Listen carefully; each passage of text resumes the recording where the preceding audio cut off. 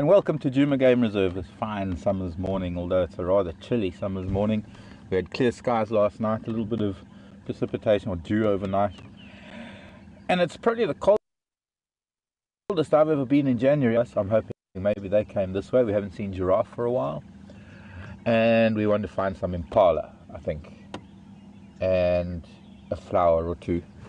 No definite plans, because we know what happens when we plan a little bit too much. And let's see what we can find for you. My name is Mark. As I said, Jason is with me on camera. Morning. Morning.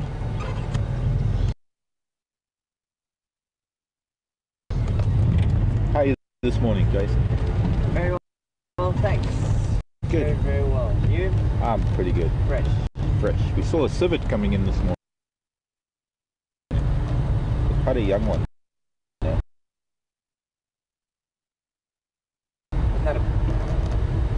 Wasn't that a what? Badger?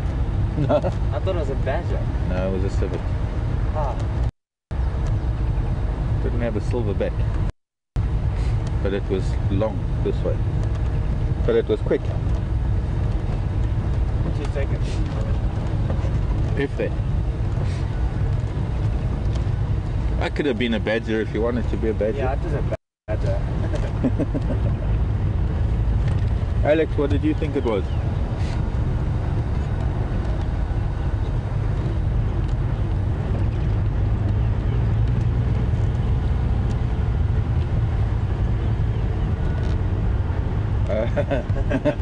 Alex thought it was a honey civet. Okay, we're getting crossbreeds. It was quick, quite quick. Is that a long claw that I've just seen flying into a tree? Or is it just a bush pipit? Not a pipit.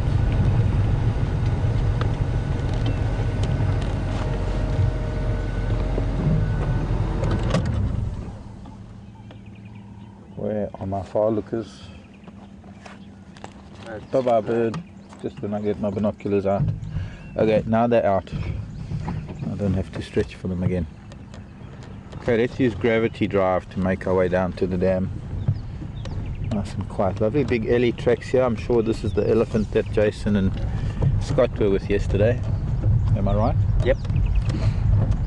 To come back and find him, but then suddenly we just happened to be where they found the kuhumas, so we waited there for a while until we could find our way into the sighting, waited for others to leave. We try not to crowd the animals, we try not to have too many vehicles at one time with the animals, so kind of a wait your turn type of thing.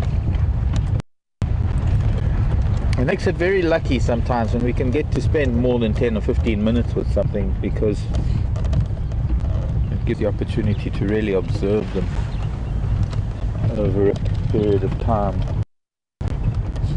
Impala tucked away up here.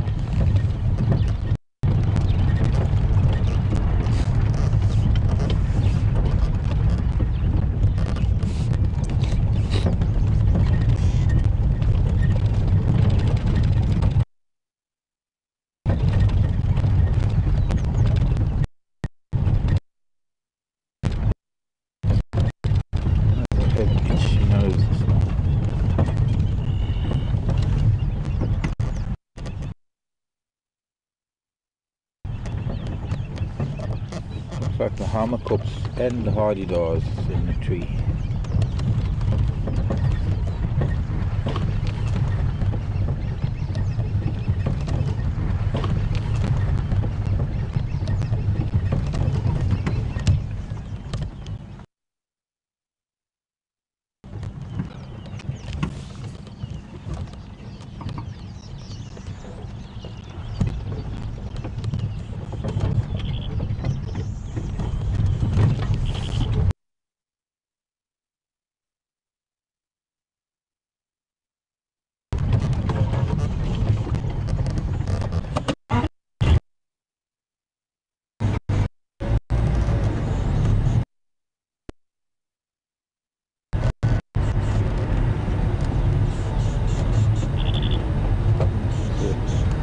Some red-billed woodhopper, green woodhoppers.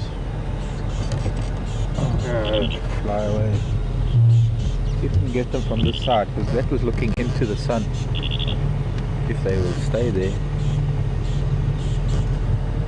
Pretend not to look at them. Hippo tracks. They're gone. Yeah. I was just looking straight into the sun.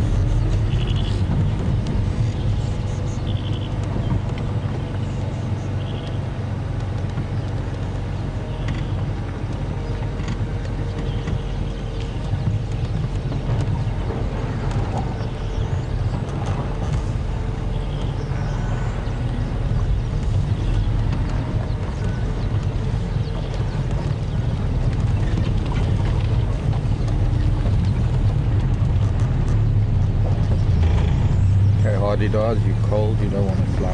There's hippo. Wonder if we can sneak past these hardy dogs without them flying.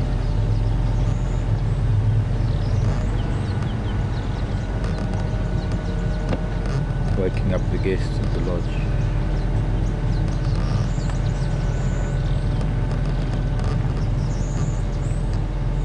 You see those two knocking beaks? Preening each other.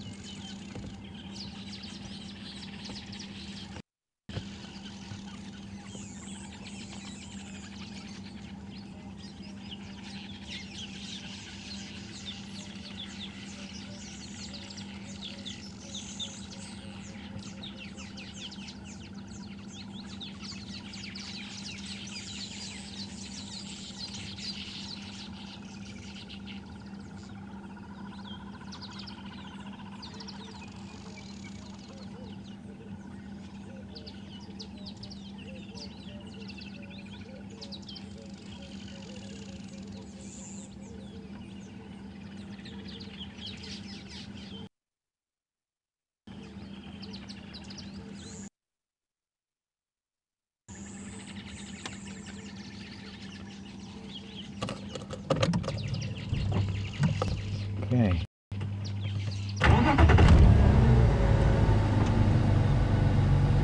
Let's see with the light we can see, but they're not really that dull, hardy dogs. They've got a beautiful, I suppose, charcoal purple sheen to the upper wings. Let's get the light right.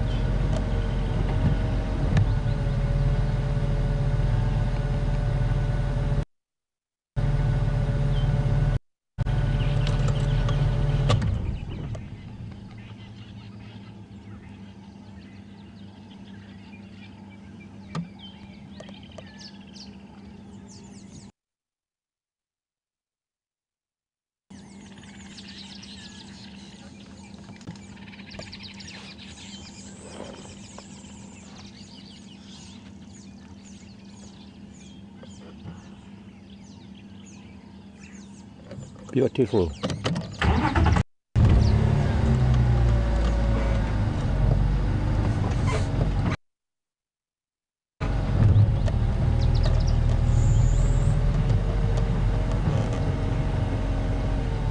Having a look, the Hamerkop nest is starting to get a bit bigger. It's bigger than when I last saw it. Looks like they're bringing sticks. And they'll be adding to this.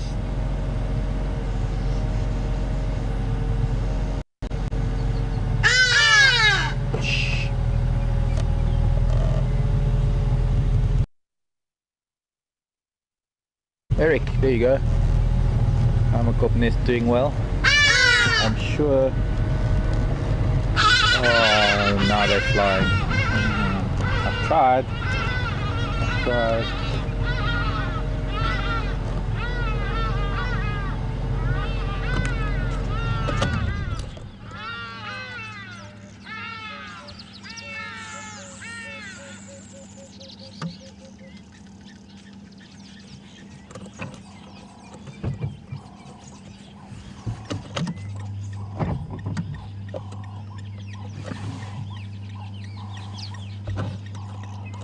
And good morning, hippo. What else? Swallows. Swallows skimming the water, catching insects and drinking.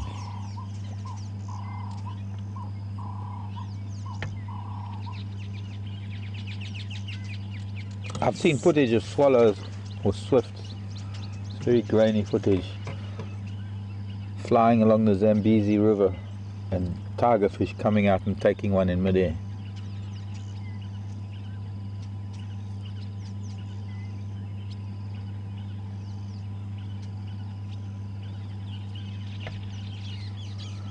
Okay, let's go find cats before they settle down in the shade.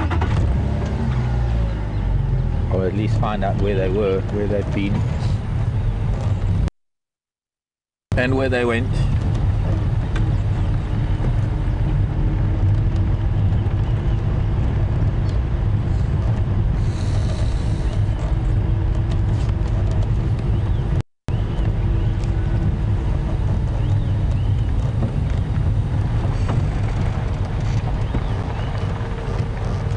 Morning, Linda from North Carolina. Do we ever see black eagles in the area? No. I'm afraid not, Linda.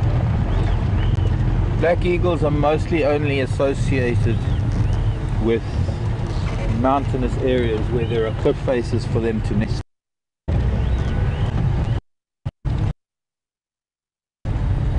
I suppose it's remotely possible that a black pair would come down from the escarpment and maybe be soaring above here, but I think that would be so high it would be hard to identify them. They do have very distinctive wing patterns, or rather a wing shape. Very broad wings for such a large eagle.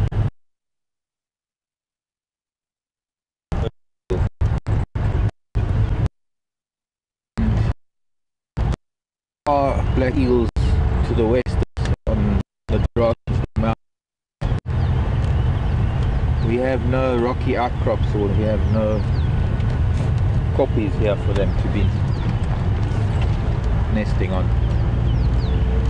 And so I suppose, not being their habitat, I suppose they wouldn't really find it very easy hunting here. They specialize in hunting things like baboons, monkeys and hyraxes on the rocky outcrops and cliff faces.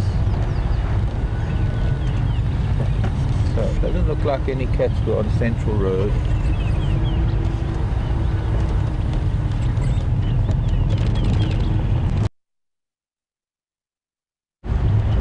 We'll head on to Biffles of Cutline and see what we can find.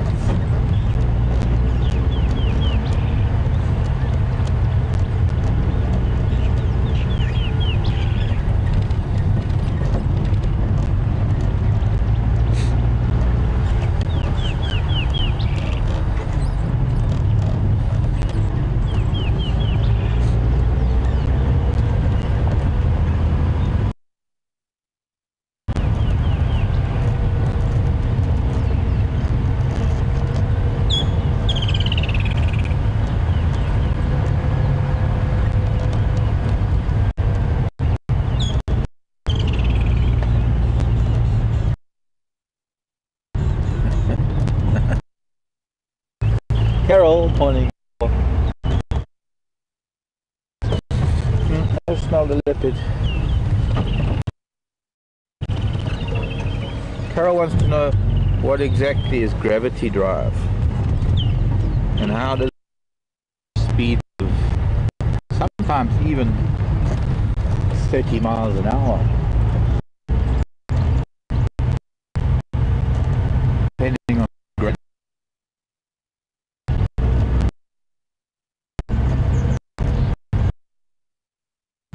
It's nice to just switch the engine off and coast down it. Unfortunately though, it does have a slight effect on animals. This is the weird thing, in that animals are mostly accustomed to the sound of the car driving on. So they associate the crunching tires, gravel, with the sound of the car, and it all becomes one noise.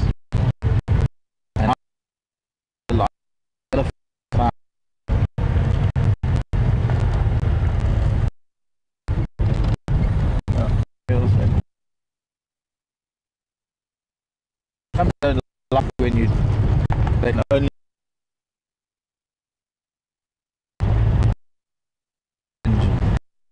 uses them a little.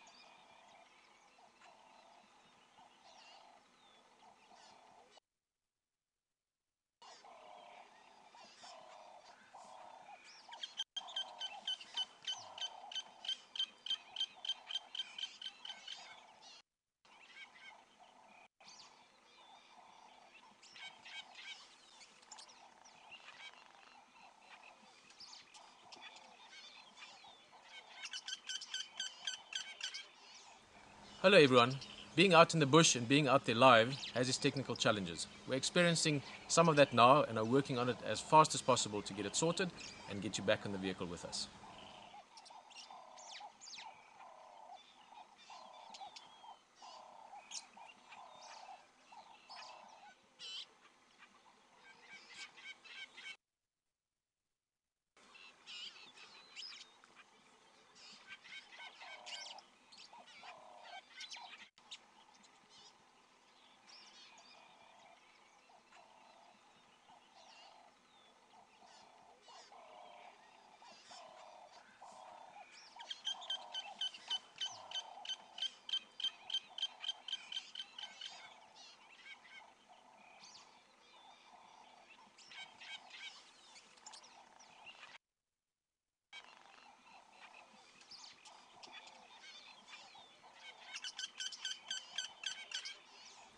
Hello everyone. Being out in the bush and being out there live has its technical challenges. We're experiencing some of that now and are working on it as fast as possible to get it sorted and get you back on the vehicle with us.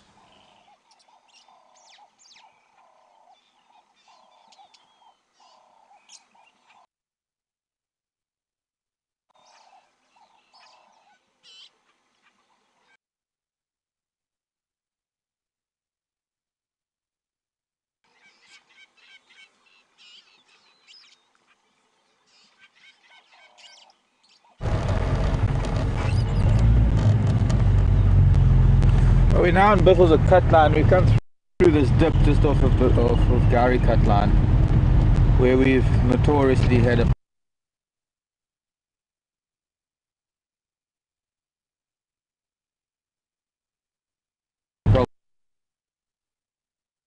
problem with signal, and I think the male line that you were all hearing last night must have walked west on the Biffles cut line. Now I want go back and look for him. We're not that far. We just get through the next dip. Go and have a look to see if I can see if there are. There's one male. Tracks here. Very hard. It's pretty hard ground. Not too easy to see amongst the tire tracks.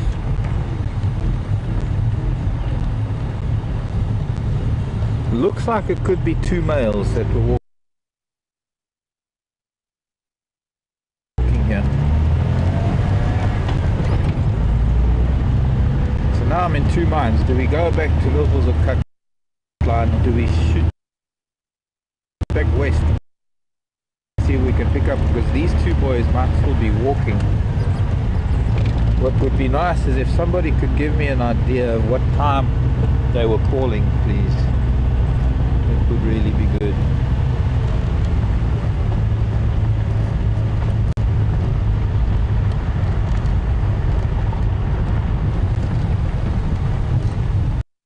Looked like a slightly smaller track.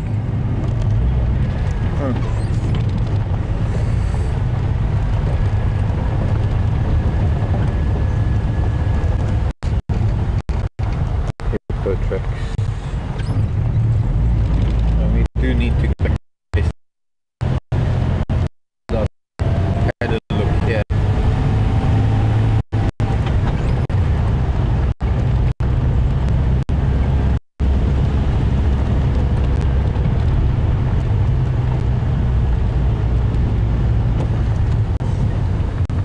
That looks like Puffheader or Puffin track across the road. Only two snakes that move in a straight line as opposed to the serpentine movement of most other snakes.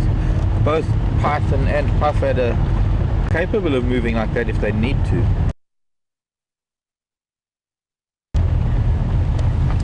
When they need to move fast.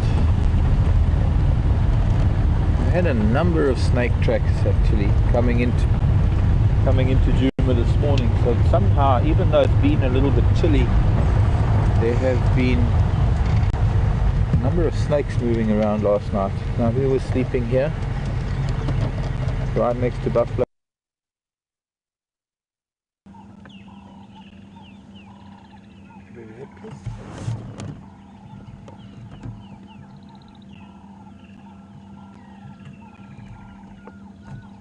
Well, where's my finger? There. This is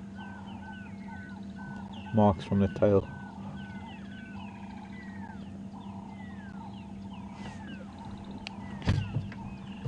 Morning, Diane. Wants to know how I can tell male or female from tracks. Well, mostly by size, Diane. Obviously with a young male whose tracks will likely be the size of an adult female. But these are two big males and they have very large feet and paws.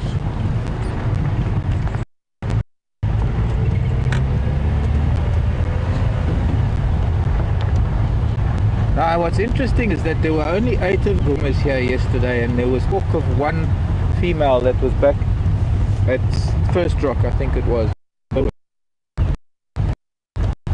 Some of the chatter that I heard quite late when we were getting camped was that which means that maybe she's had cubs, which means there might be some new cubs for the Nkuhumas.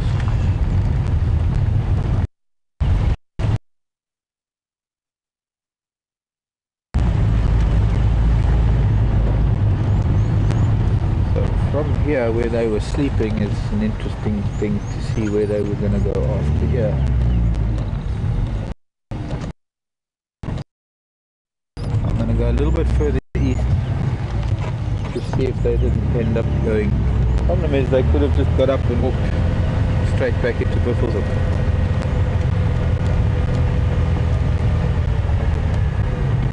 They didn't come east, that's for sure. Which is not surprising since they came from the east. So, turn around and investigate further.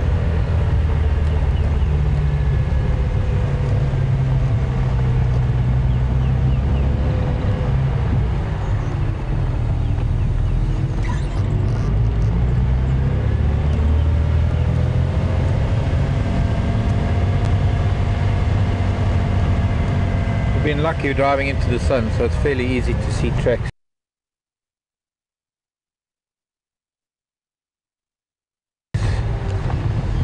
driving into the sun. Driving away is not going to be as easy because I'll have to almost be on top of the tracks to see them.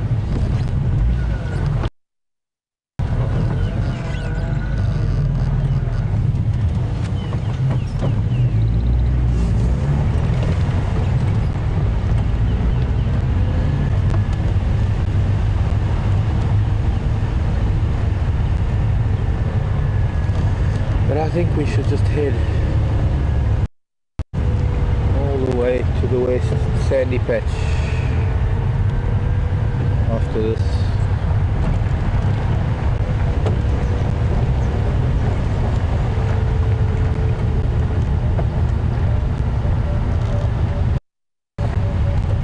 First, let's see if they didn't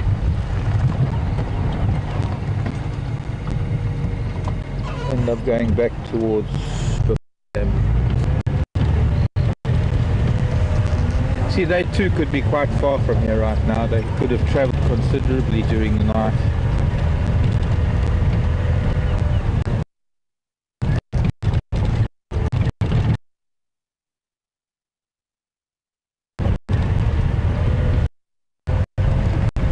Sorry.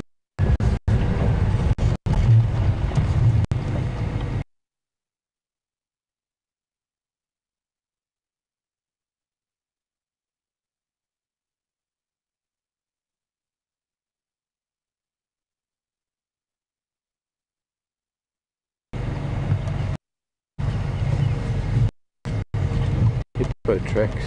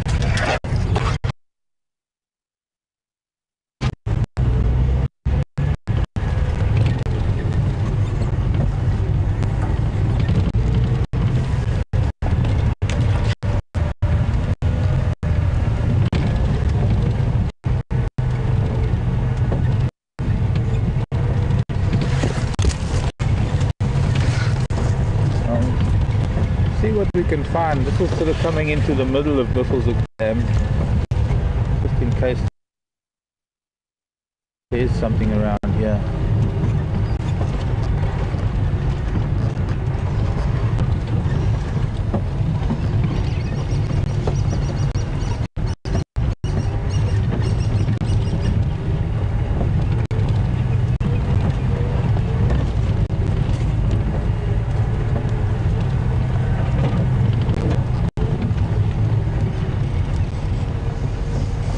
Hippo.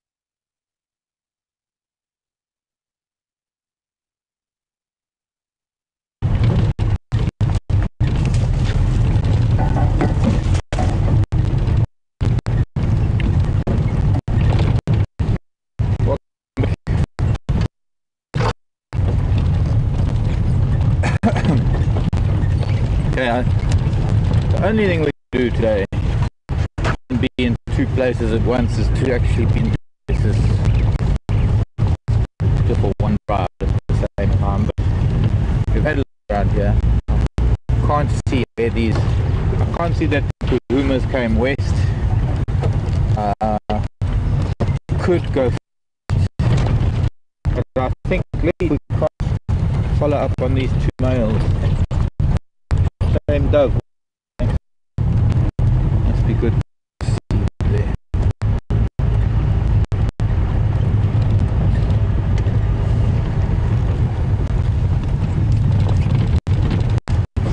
Well, no, 2 miles we could.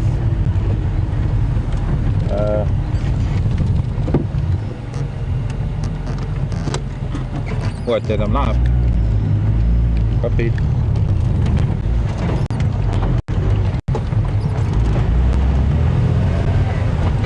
So, torn between which way to go and which way to have a look. But while we're this far, we might as well go all the way to Cheetah Cut Line. We might as well cover this northeastern corner while we're at it.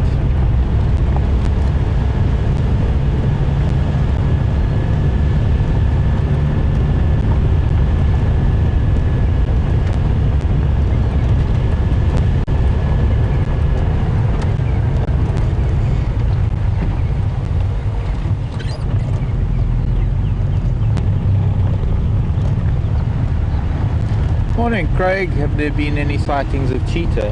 No, not for some time, Craig.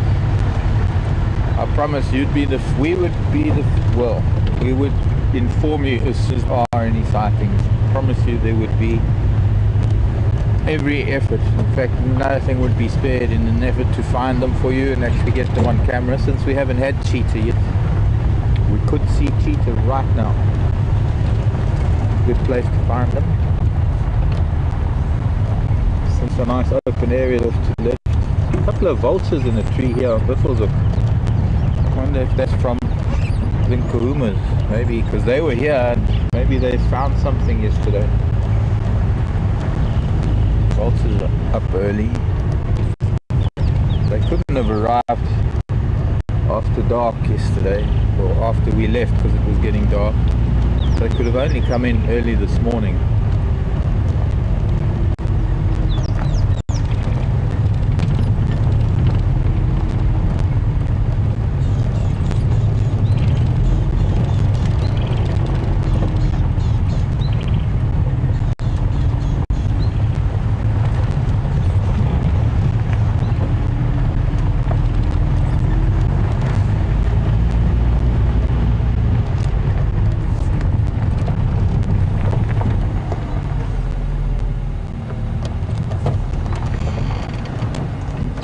Once again, the cats were sleeping.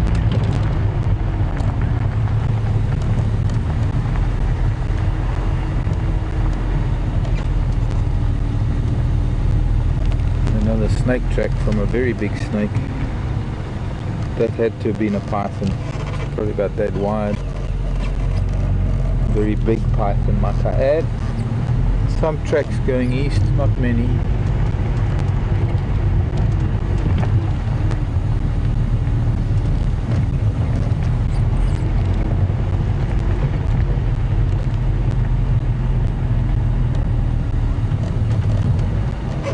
Starting to think that maybe the Nkumas went back to Buffelshoek because a lot of these vehicle tracks are heading into Buffelshoek.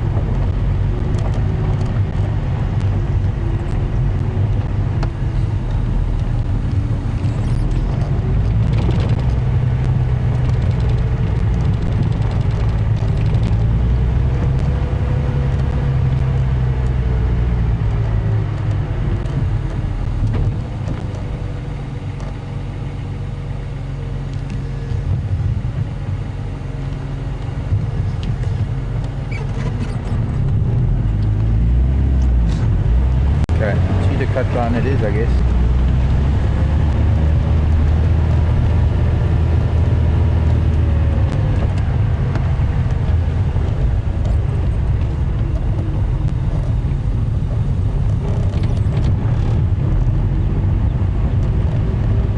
Another must be the same snake back across the road.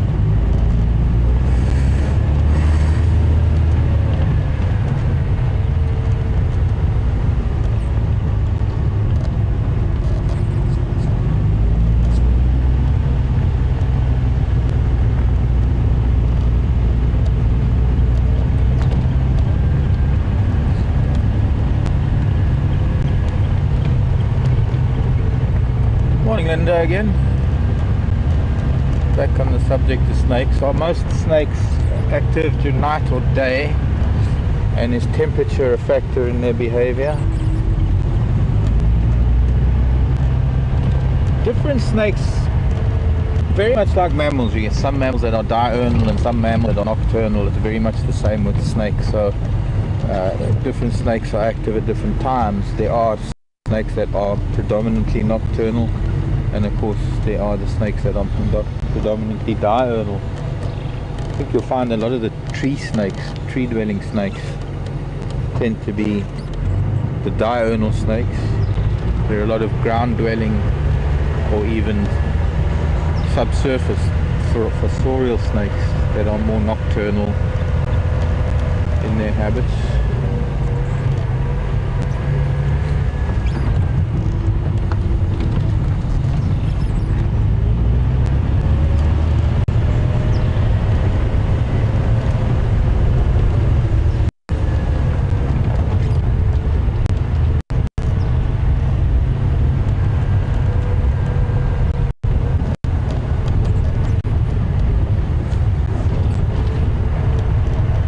Tiger snake, for example, predominantly nocturnal.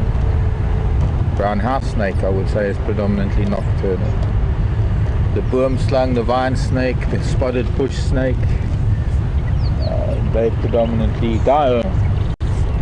Puff adders are diurnal. Black mambas are more diurnal. And yes, to a very large extent, being a reptile, I guess, you could say that temperature pretty much governs whether they move or not.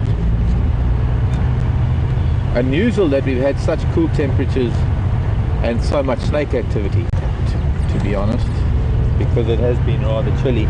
But I suppose it's a lot warmer than the winter temperatures, when they tend to be a lot less active. They don't exactly hibernate as such.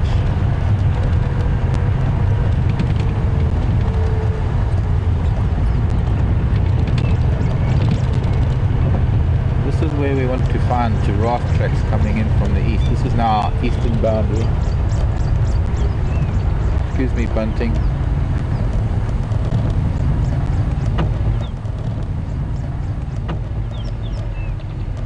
Oh, let us see it. No. Yes. It would only come into the sun.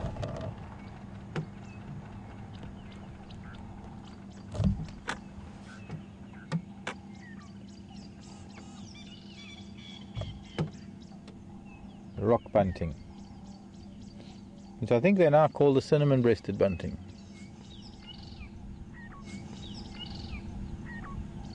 A lovely mask on its face, if we could see it. It seems to prefer the shady side of the road.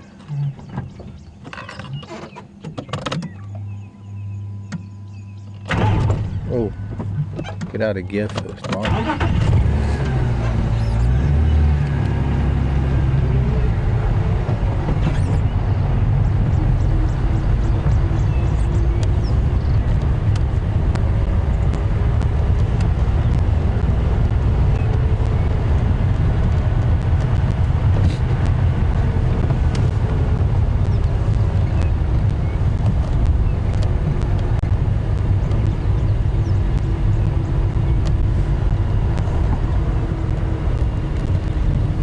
Jennifer, good morning. Jennifer in New York.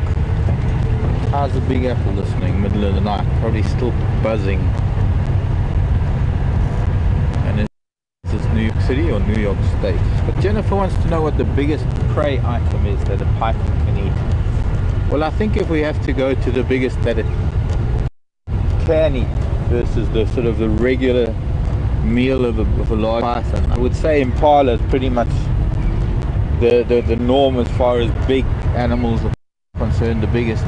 I have heard of them going for slightly larger prey than impala. There have been humans that have been consumed by pythons. Very rare though. There was video of a python that swallowed a baby hippo, and I'm not sure if it was a pygmy hippo or if it was a normal hippo, but that's pretty big.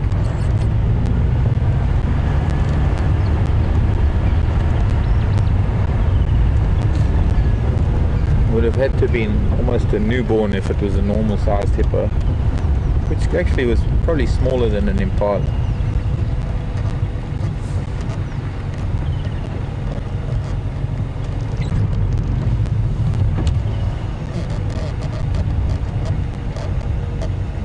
There's a giraffe track, but it's off from yesterday sometime. We haven't had any giraffe around Djuma for a few days. We had that family that were here a couple of weeks ago that we were seeing periodically. Well, we're seeing a period of a few days, if not longer. It would be nice to find giraffe again, spend some time with such graceful and peaceful animals.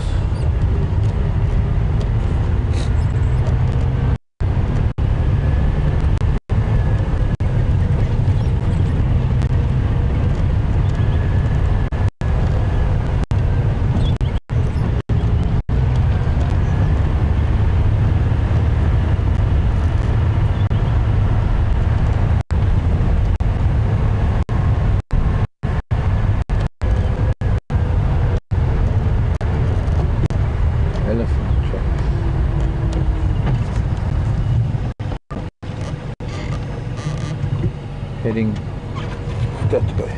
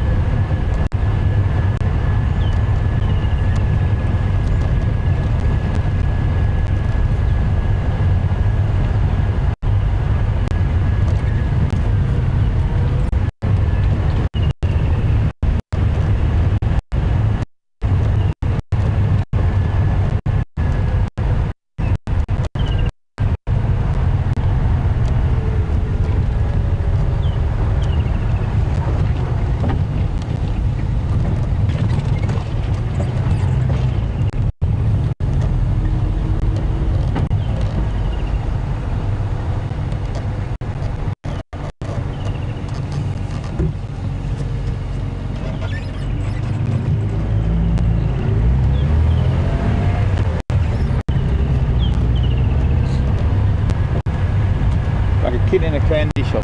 Where do I go first?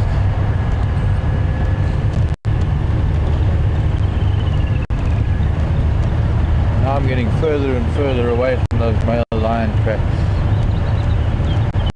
because I just want to see a little bit further and a little bit further down cheaper cut line, and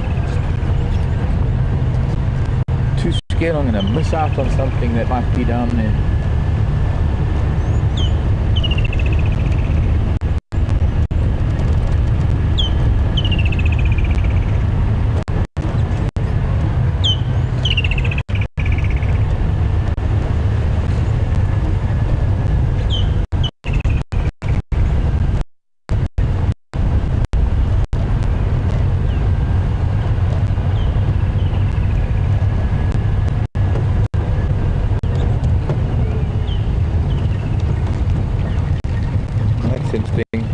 Lion tracks here.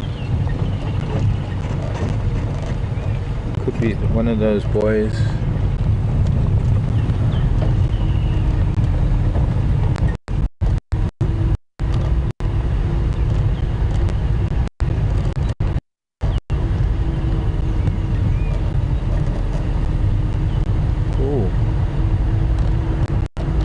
Morning, Julia.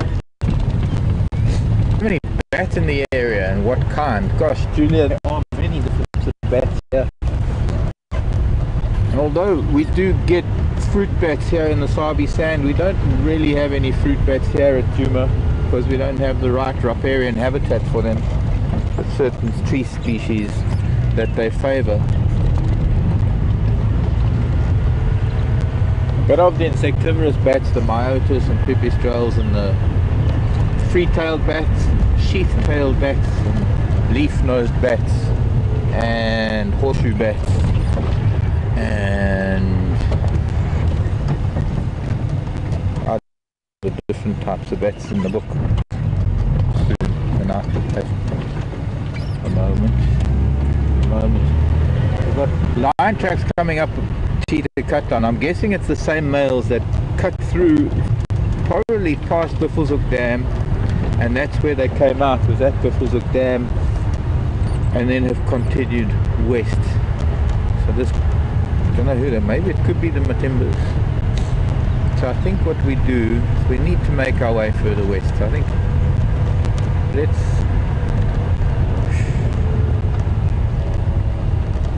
see. Still keen to see what might still be lying up ahead on cheetah cut line, but I'm going to head back to, I can't really see anything down there.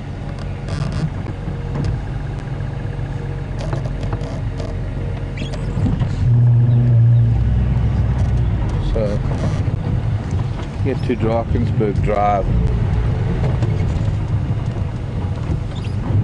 Also no sign of giraffe crossing over and coming on to go. Just that one set of big bull giraffe tracks that headed south, and then I don't know where he went, disappeared to.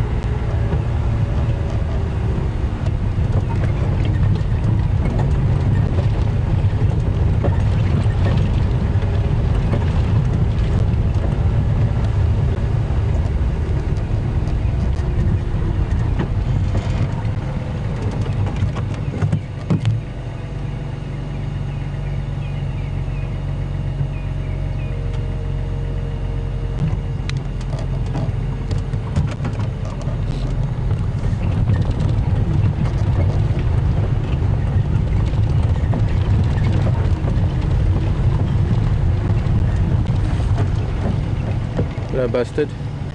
Goodbye, Busted. Very pretty.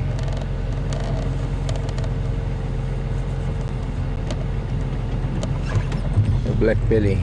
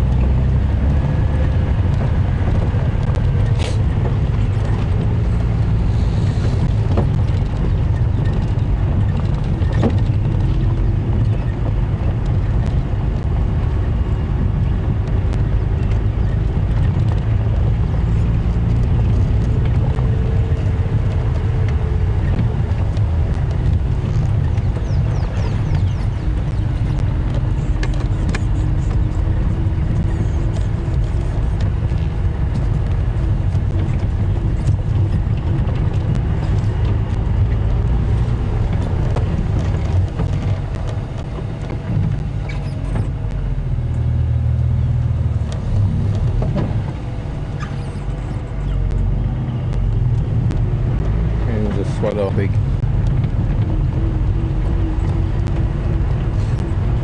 Oh, that's interesting, BJ. What do you get when you cross a woodpecker with a carrier pigeon? I don't know, somebody who, I don't know, a bird who makes its own letterbox. I'll give up, BJ. Give up. Okay. Well done. A bird who knocks before delivering its message. I like that.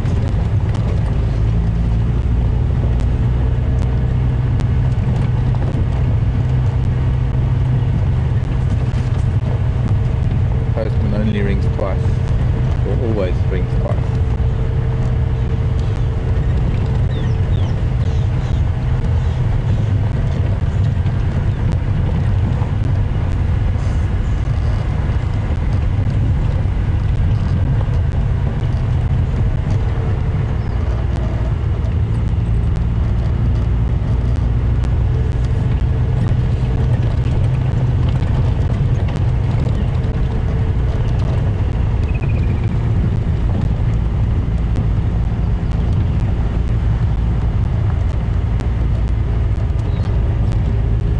Morning, Hal. Nice to hear from you again. Are there any caves in the Sabi Sands? No. No caves here. Caves in the mountains in the west. Just over the escarpment. Some pretty big caves known as the Echo Caves. There's one cave that goes right through the mountain. Or one of them, one of the peaks, one of the sections of the mountain. But not down here on this sort of flat land we call the Lowveld. No caves down here in Kruger.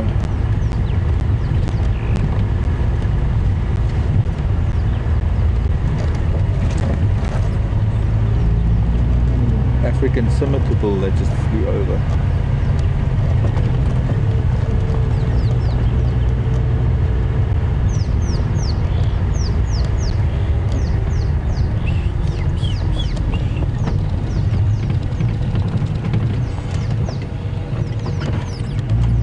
Okay, let's go west, young man.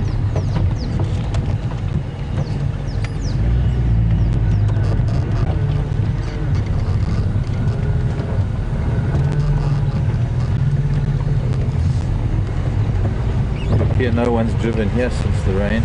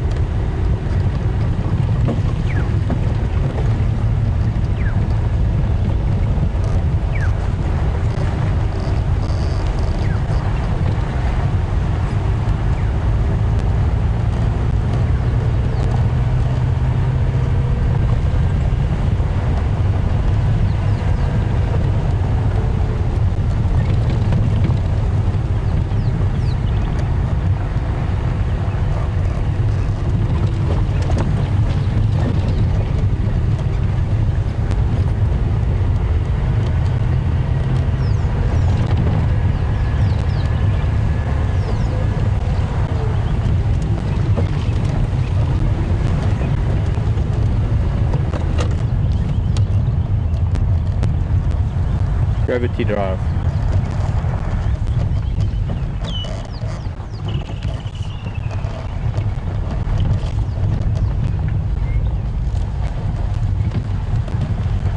It helps to be able to hear some things when I'm using this form of propulsion.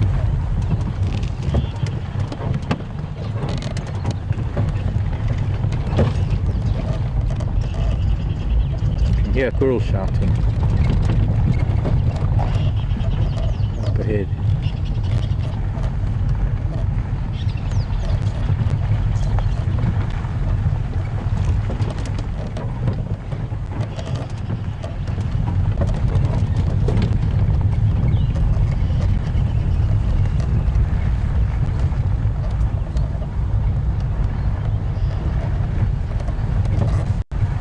Hard to tell direction because I have this earpiece in, so I've only got hearing out of the one ear.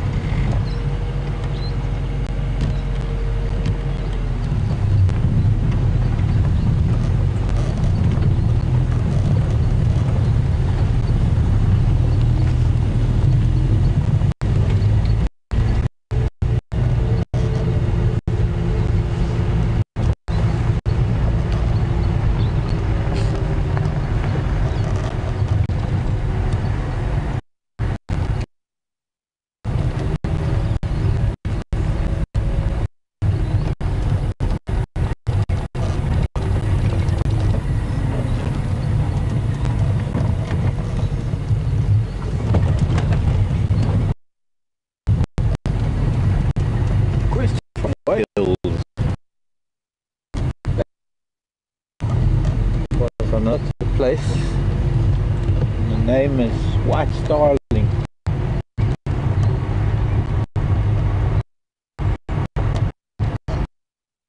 Morning starling.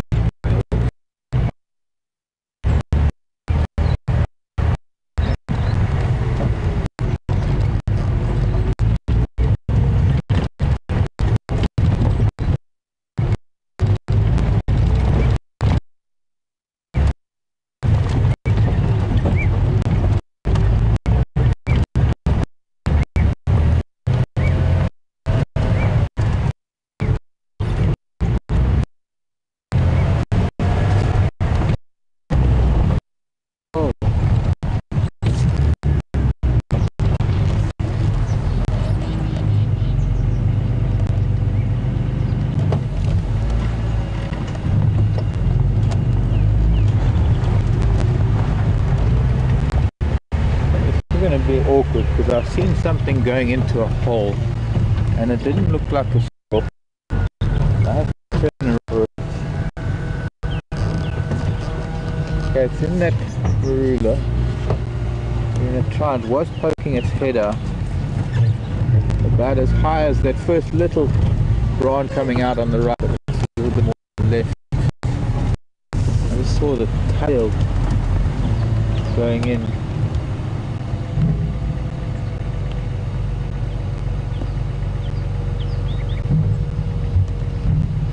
I'm not even seeing the hole now. Oh no, was it up there? I think maybe it was higher up.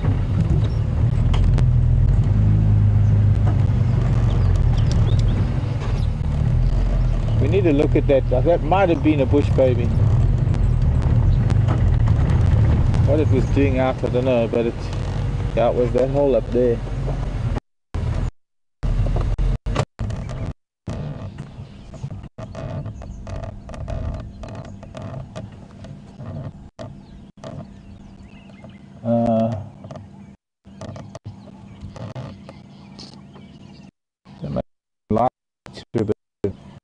Oh, can't see now, it's gone off. Saw a tail disappear, and then as it came past, I turned my head and it appeared to be looking its head out, and it just wasn't a squirrel.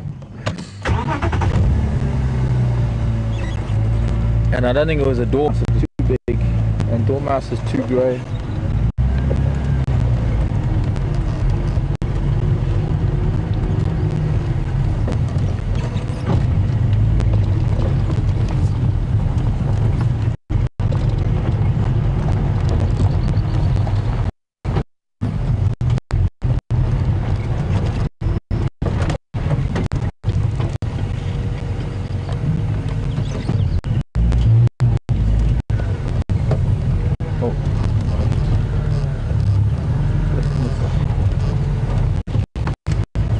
Starting to get hot.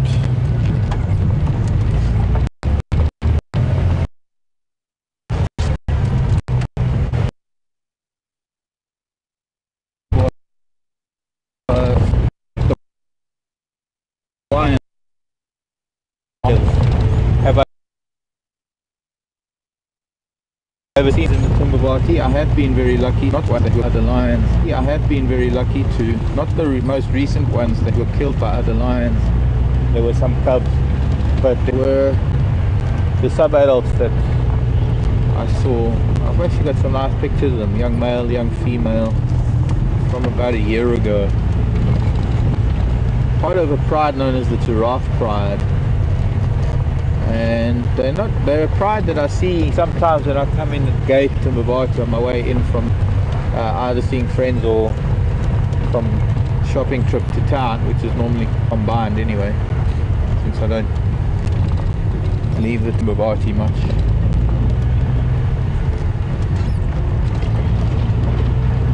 But they don't head up to as far as where I live. There were white lions up near me. In fact, that's where the main pride used to be, around Motswari, and their territory incorporated us, and occasionally they were on our property. I can remember when I was here at Djuma a few years ago when we were filming with WildEarth. I remember receiving a picture and a message on the phone from someone at home with the pride of lion with the white cubs on a buffalo kill on our place. But haven't had white lion that far up for a while now.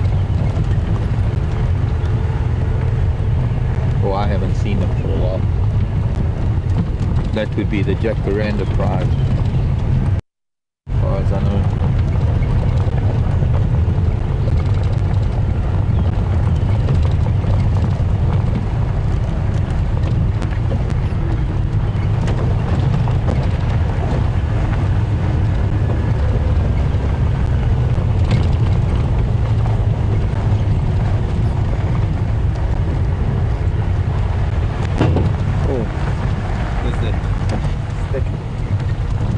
Attacked by a stick.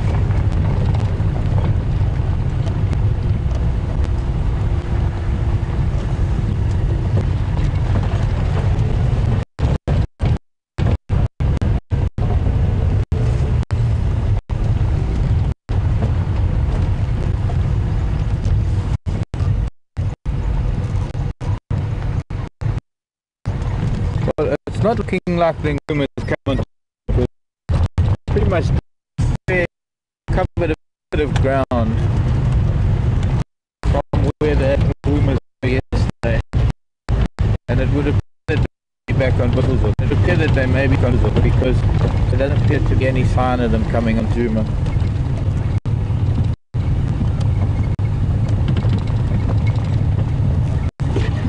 So we'll go back up to Bivels with Pack Line, I think, and head west and see if we can't follow up on the tracks of those two men.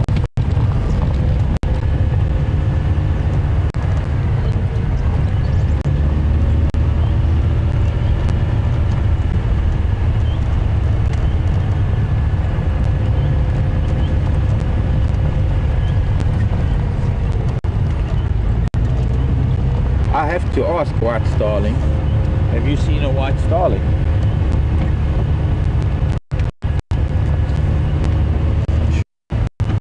Good population of European or common spellings in Wales.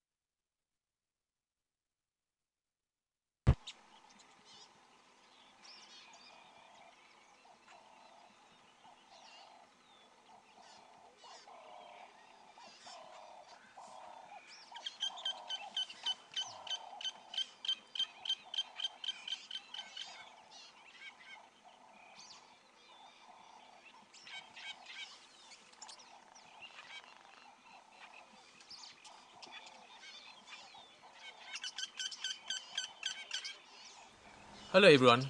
Being out in the bush and being out there live has its technical challenges. We're experiencing some of that now and are working on it as fast as possible to get it sorted and get you back on the vehicle with us.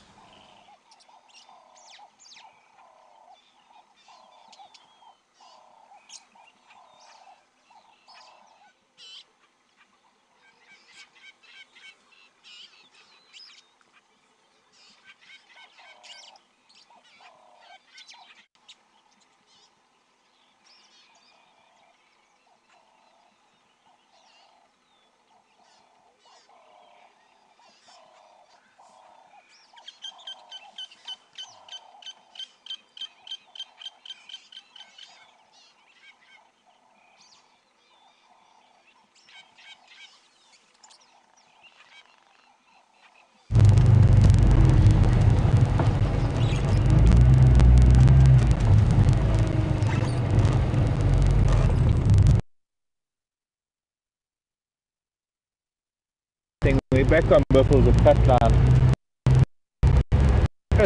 where we saw those big males.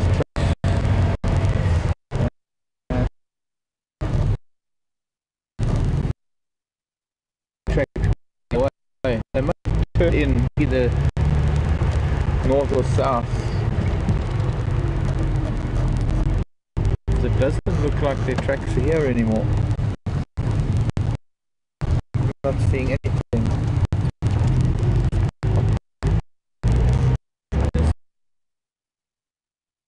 I'm hoping maybe they were quite loud at there.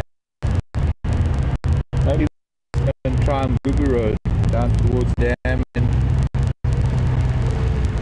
look around there. Hello, Kingfisher.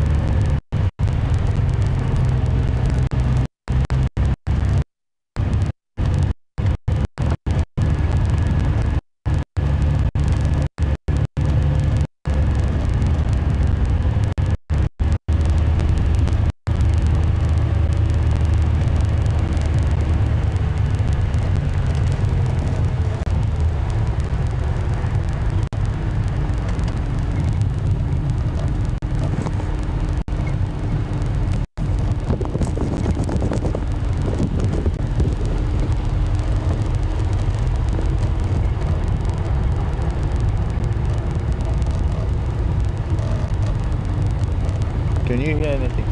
Nope. I don't think it's coming from this.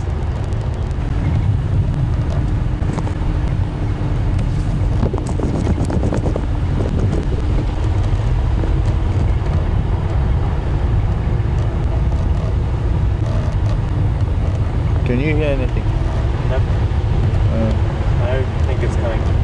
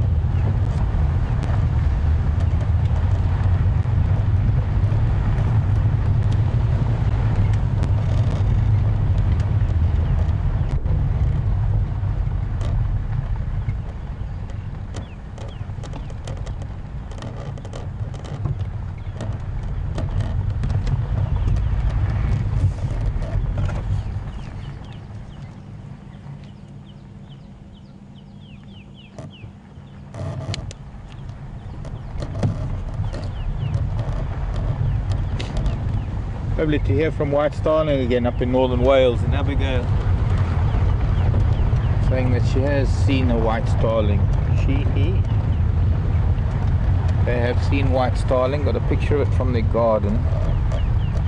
That's very interesting. It's not very often one can find a leucistic bird.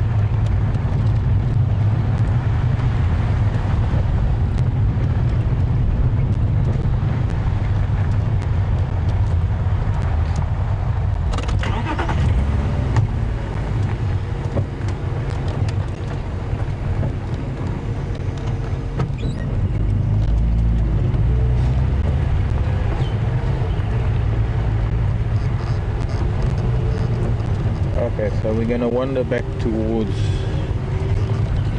Duma Waterhole, Gowrie Dam.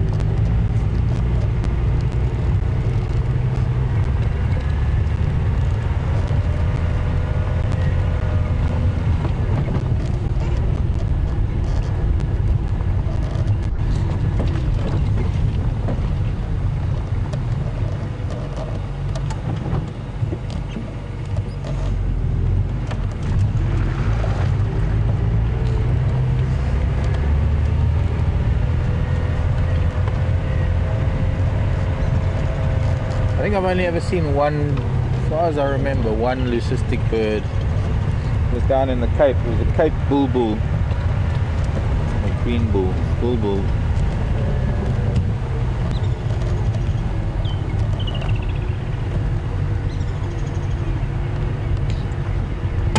Oh, that didn't feel good.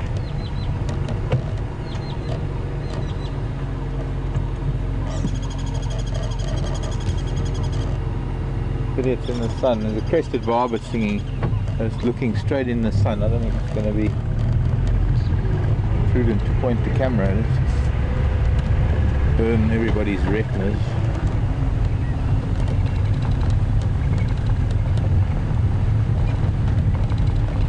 Oh, Nyala family.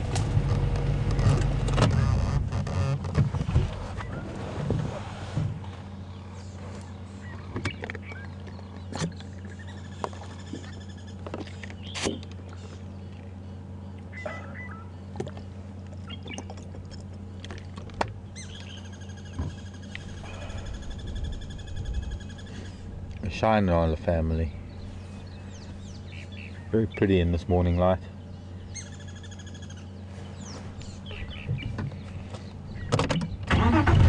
And very thick bush covering them up.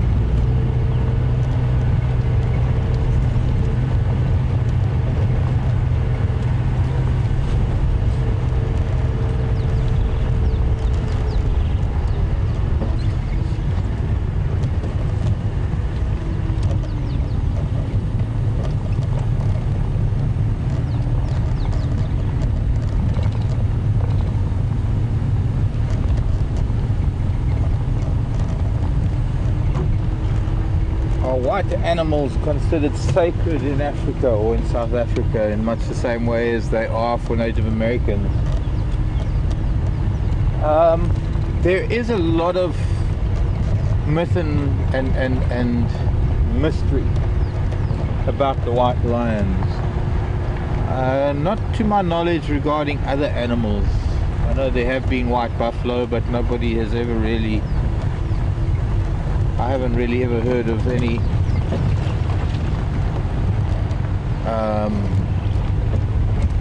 sacred beliefs regarding white buffalo.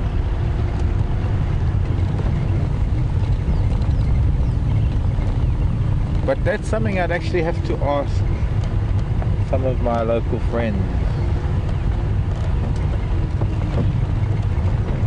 Sort of not my culture, and while I do live in that culture, to my knowledge, even the white lion, not widely considered sacred.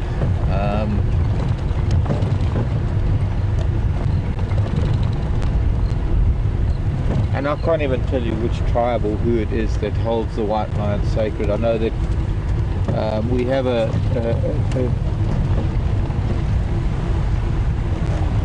hello kudu.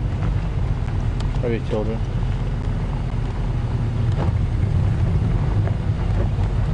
It's starting to get a bit windy. I think they're getting a bit nervous because of the wind.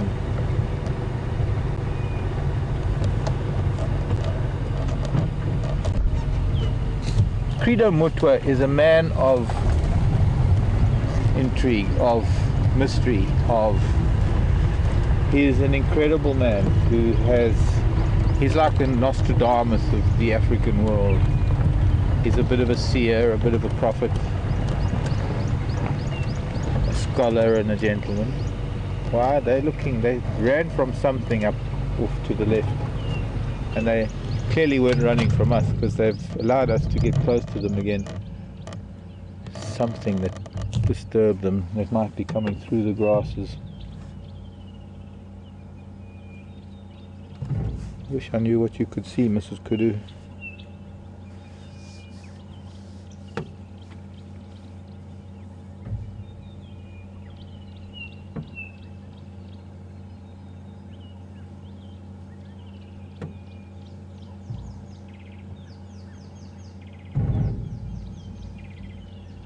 I didn't hear any alarm calls, but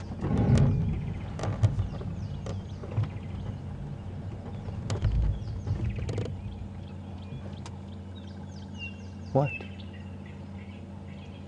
I can see where you're looking, Mrs. Kudu. I just don't know what it is you're looking at.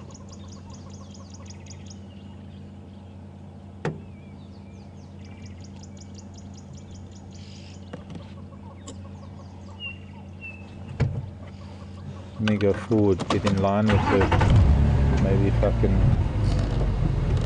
be behind her, I can see where she's looking.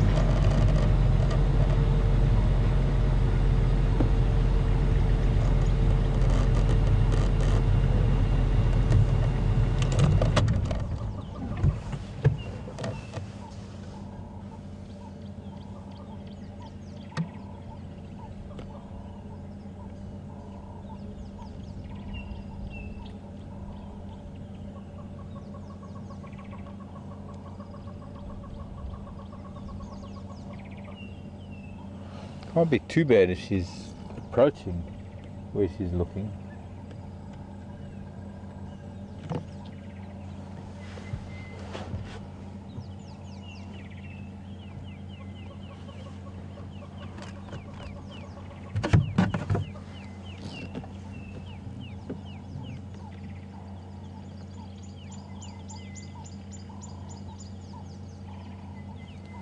And this calf is a little boy, and you get him in profile. We'll get him coming out of the bush shortly.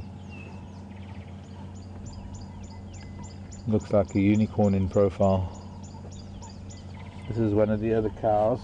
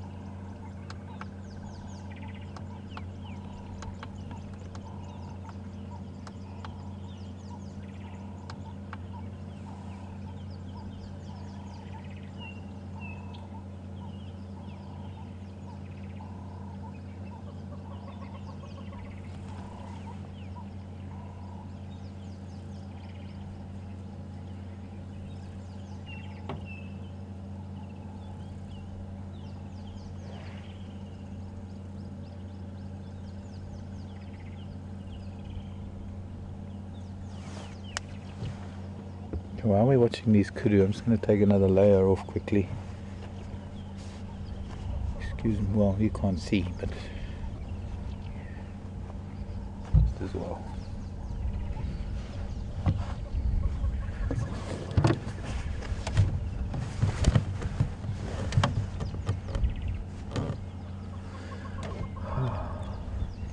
I'm thinking that maybe something was walking through the bushes in the background. She might have got a glimpse of the white tip to a tail or something.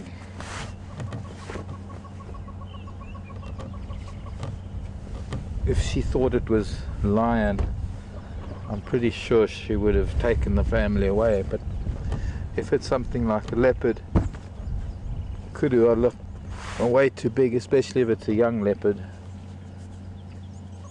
she's liable to face it, and make sure she can keep it in sight, because there's a calf with this little herd that is, I suppose, maybe small enough for a leopard to take. And as long as she can watch the cat, she can make sure that nothing's going to happen to the calf.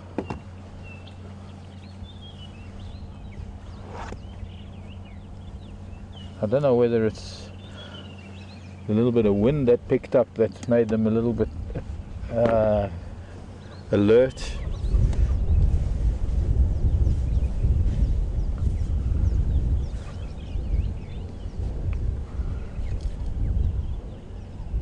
Or whether indeed there is something moving around. I think I'm going to turn around and just wander back up Mvubu Road and see if there isn't something we can see.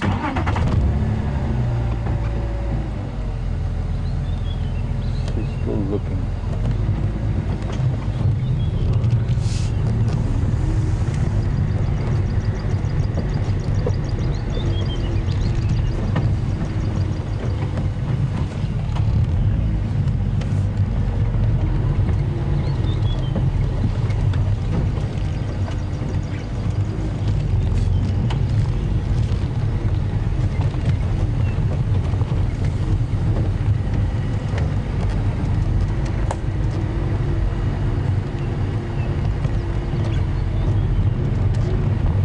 It was just quite interesting that they were running. They weren't barking an alarm, but they ran a little ways, turned around, and now quite clearly looking at something that might be back there.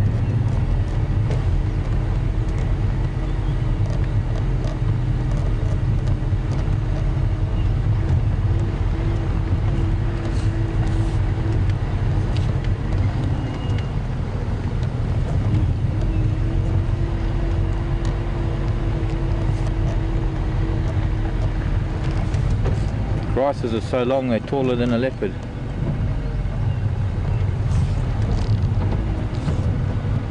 Oh wait, got to put my ear back in.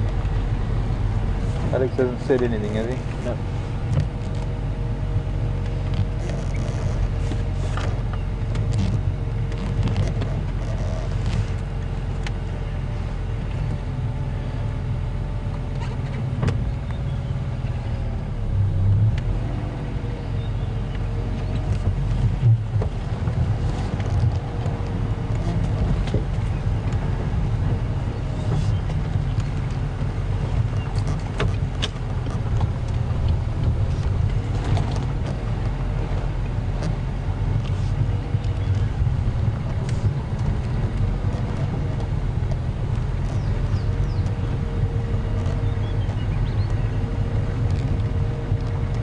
It's like one of those moments when the birds are alarming and you know there's something, but you just can't find it. You can't see what it is, and it ends up you'll never know what it is that they were spooked by or what they were shouting at. In this case, we may never know what it is. There she is. She's no longer really focused on one spot.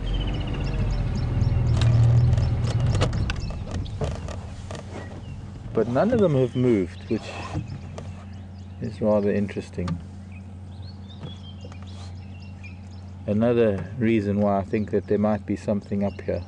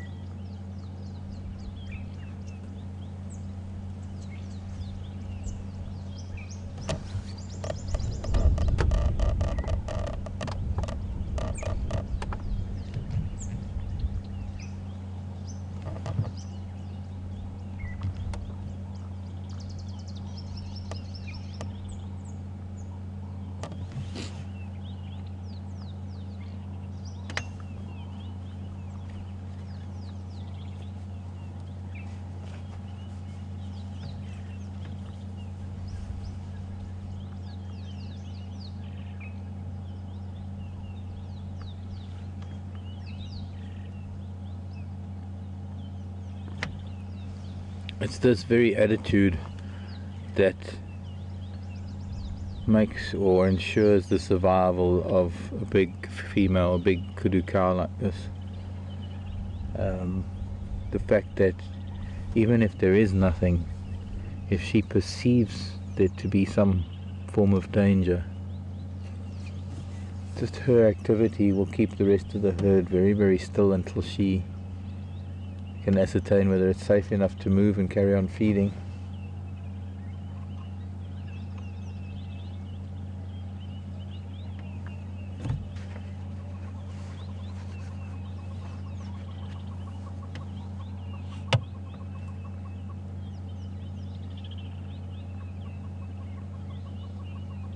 Ears like satellite dishes are picking up any tiny little sound, hearing probably far, far better than ours. I guess she's waiting to hear the grass move or a twig snap or a bird shout.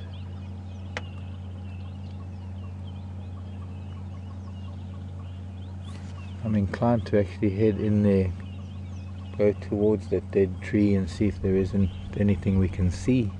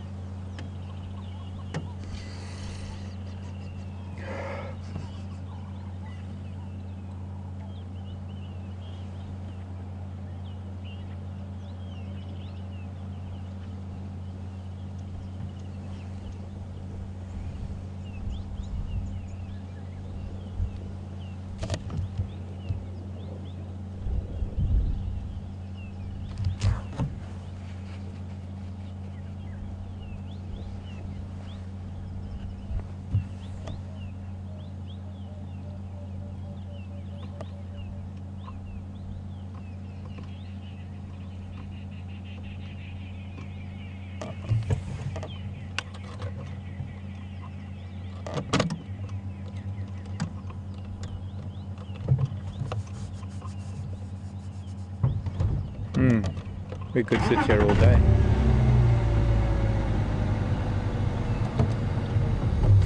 If she's looking, if there is something in there, it's likely the fact that she's looking means that we'll probably make whatever it is duck down and hide. Doesn't want to be seen. There's a little bit of a root in there, but that's going to disturb her. It's going right past her. Maybe we can get in here. It's going to hook our nose in.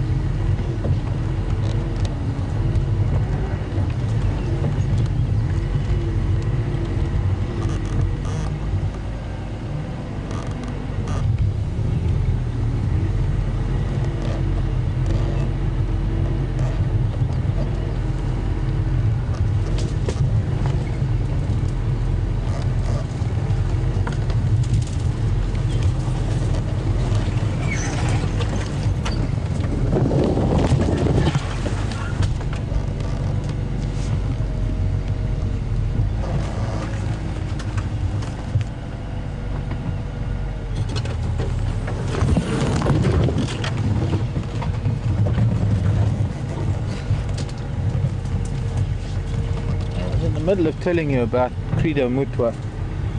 That's C-R-E-D-O. This also for Iris in Calgary, I think, was asking for me to repeat the name. I was going to get back to that. I'm just trying to concentrate on what this kudu, what's going on here. Credo Mutwa, that's C-R-E-D-O M-U-T-W-A. He has some incredible writings. Now, he had a vision about a white lion or something, and well, There's also a story to be told with a woman by the name of Linda Tucker, who subsequently, after an incident where I can't remember what happened, but somehow he saved her or something from a lion. I don't know what the story is. But anyways, Linda Tucker then made it her mission to protect the white lion, and now quite a large area of land outside the Timbavati, bordering on Thorny Bush, is an area that is dedicated to white lion, and it's the White Lion Trust. And there's a wonderful book that you can read that sort of describes Credo Mutwa's credo, his teachings, his writings.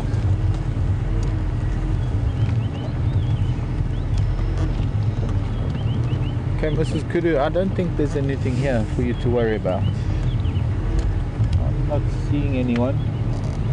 I was hoping there would be a spotted cat hiding in the grasses here. But I don't think so.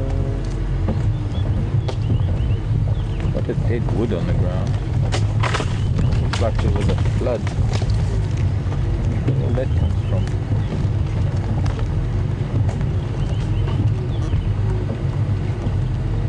Okay, it's a bit far now. I think we can get back to the road. So, well, nice try. We might have, who knows, might have come across something.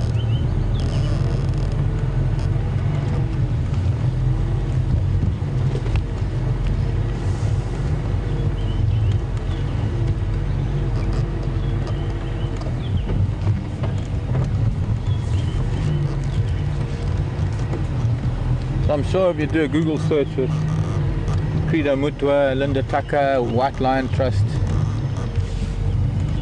learn some more about the prophecy of the white lion and how it's symbolic according to Credo Mutwa.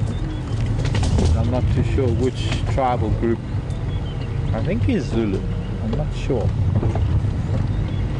I can see the kudu moving way down below, and we are now almost directly in the line of where she was looking. I don't think we're going to get through here, but we can try.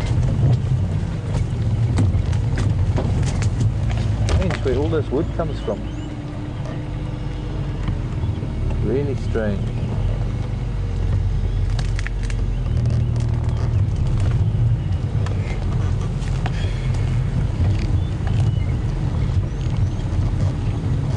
I don't think we'll get through anyway here.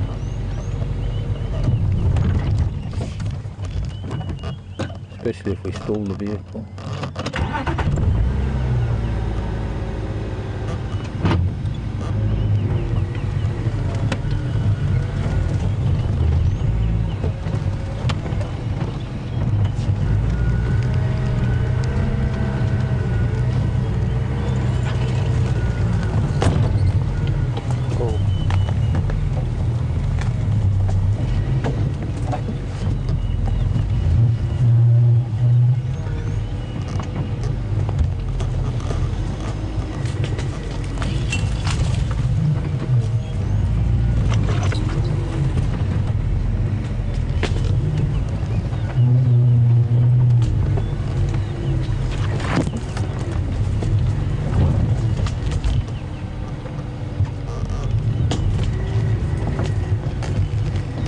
This is really strange. I've seen wood piled like this as flood debris, but there can't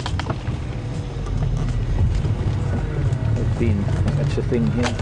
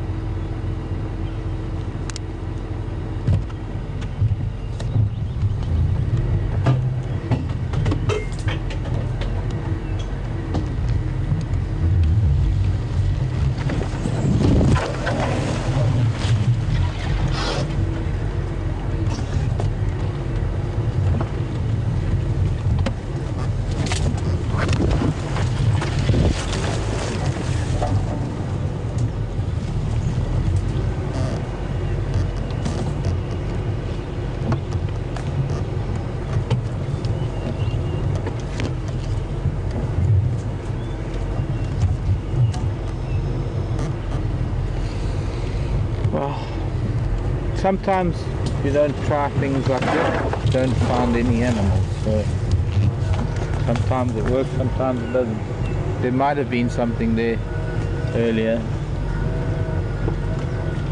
I know she was convinced she saw something.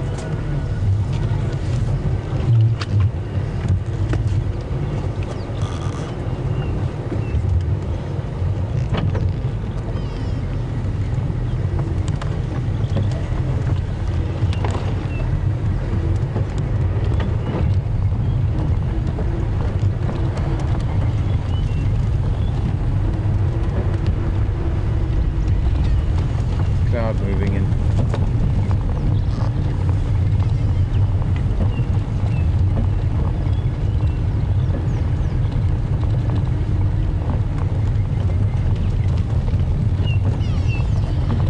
What up, good bird? Why are you shouting?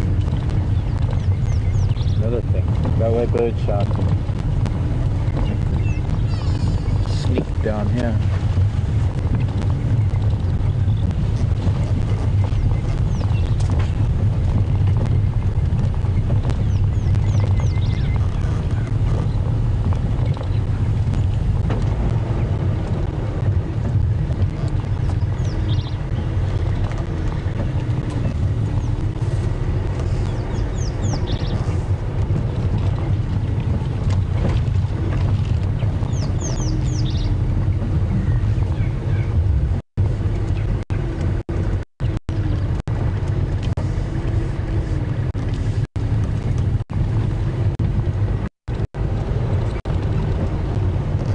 The other day I heard a bird and I said it was relative of the go-away bird or grey blue, and I didn't give you a name. I had a couple of people, I think Ron or Roy, I don't remember who, wrote in and asked to remind me that I never got around to telling you. And it was a purple-crested turok that was here in the dam. I heard it distinctly the other day, a few days ago. And then, the last few evenings from the camera on,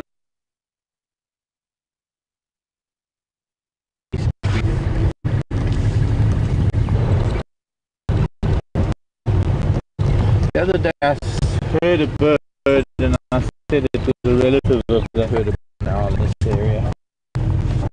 Very high screech.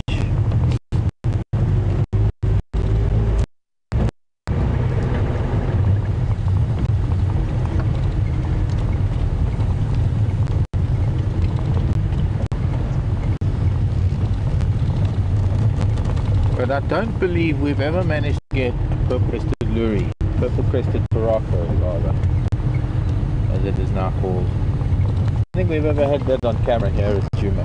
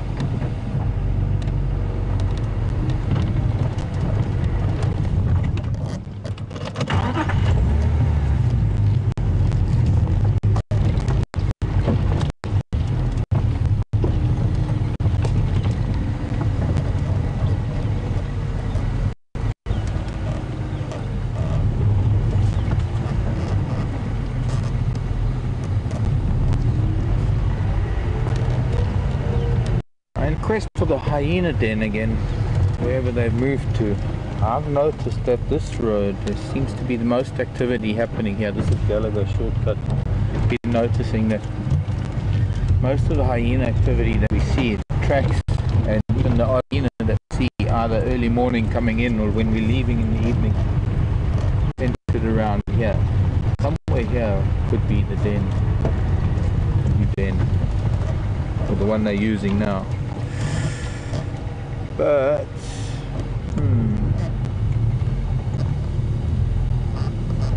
must be fairly close. A lot of up and down of hyena tracks here. I don't recall ever seeing a den near here.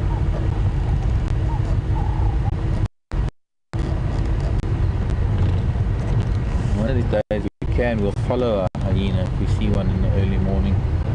The sun's coming up later, I think mostly because we're starting at 6 when the sun is already up and they'll be back at the den by then. But towards the end of the month, just before we go,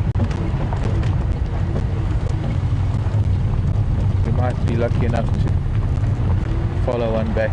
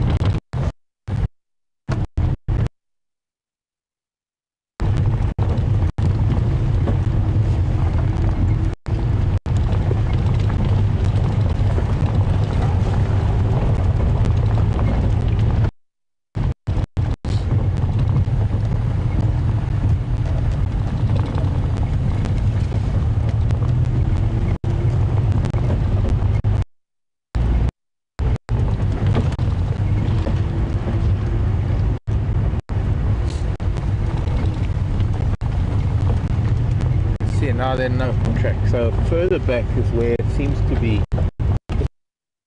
when we're getting a little bit of a okay. Where most of the hyena tracks sort of start and stop. Nothing really. So I suspect it might be somewhere back there.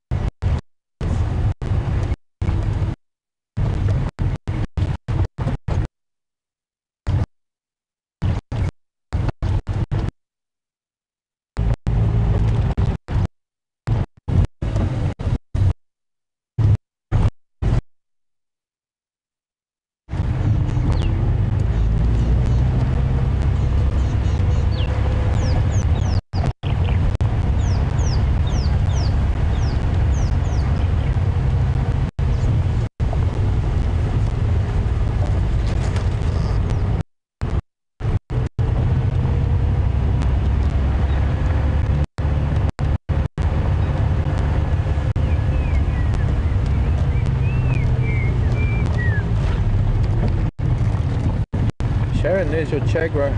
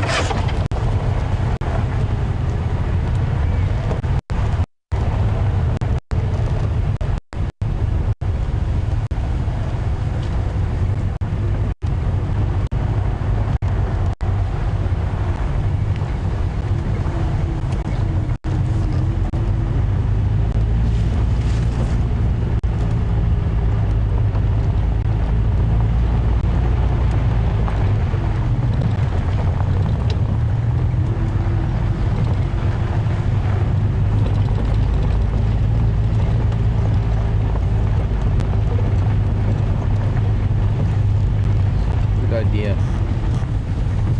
Water.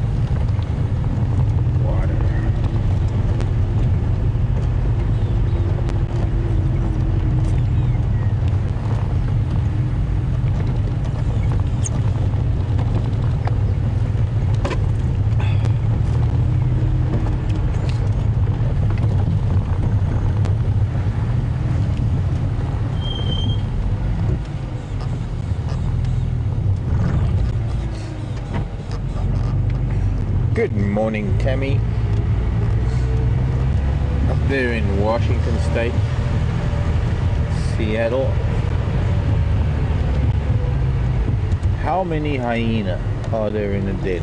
Do they all sleep in the den?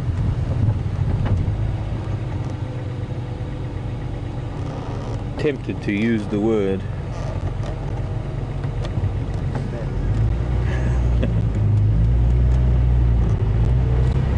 Tempting, Tammy, but it does.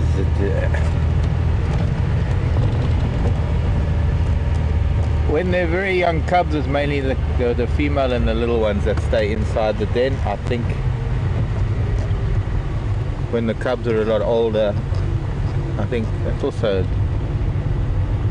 when the cubs are old, I think everybody can sleep inside, and I think a lot of it also it's about the size of the den. So what have we got? Back to Buffalo's cut line. The elephant was at the dam yesterday coming north. And that's about it. No cats.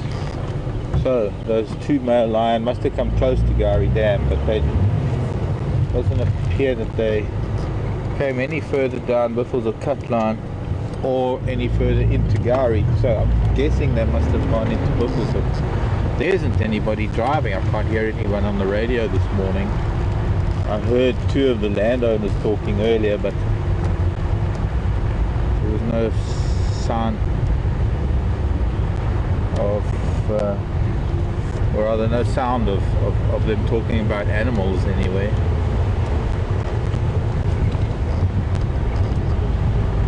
So we've been pretty much on our own, and tracks haven't led us anywhere. There's a tortoise crossing the road.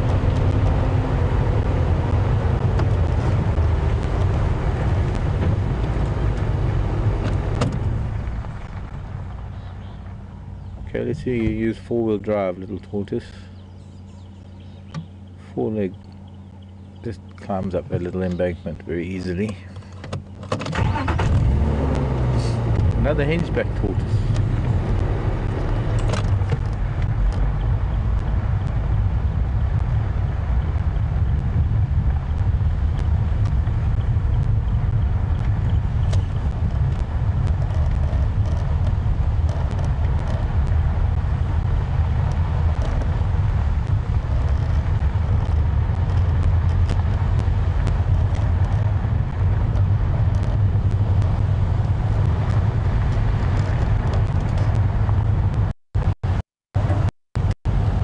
In winter they probably all sleep in a den, and I think,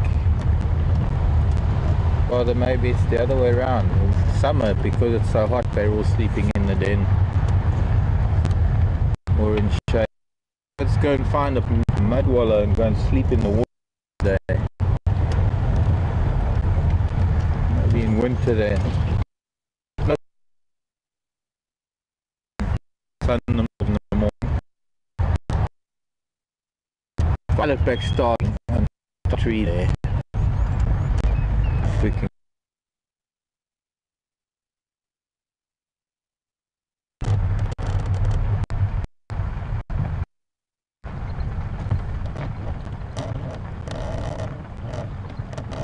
With his wife.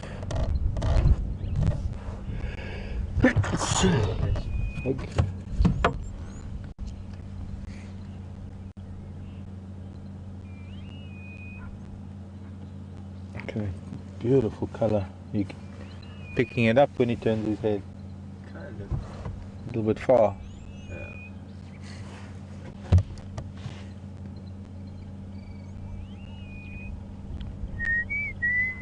Very soft and very,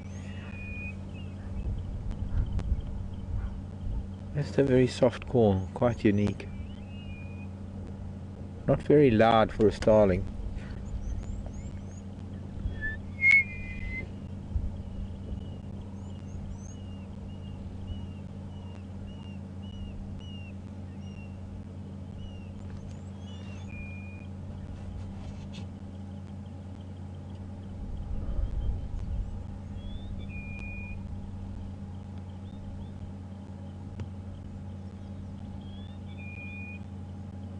He seems to be displaying, he's lifting one wing after the other in display, probably shining, using the reflection of the sun to show off his colours to rival males. Kind of like the kingfisher does when it opens its wings, but he does it by lifting a wing above his back.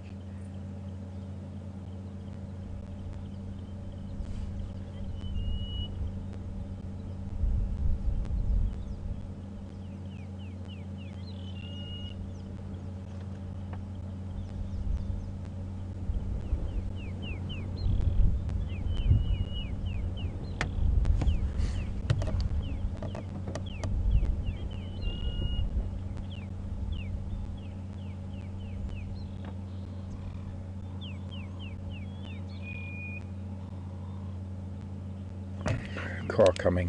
Let's try and get out of the road. Bye-bye, darling. Thank you for the show. We'll have a look at in Buffelshoek. There might be elephants down there.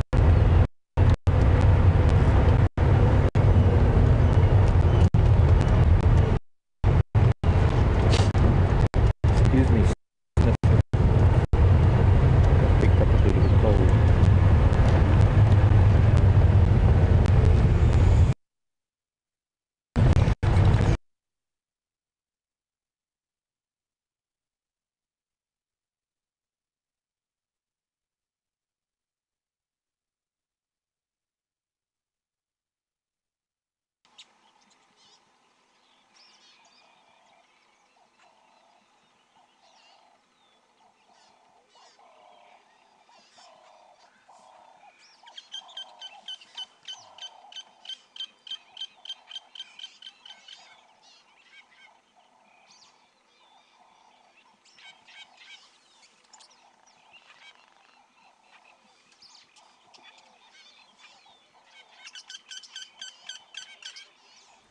Hello everyone. Being out in the bush and being out there live has its technical challenges. We're experiencing some of that now and are working on it as fast as possible to get it sorted and get you back in the vehicle with us.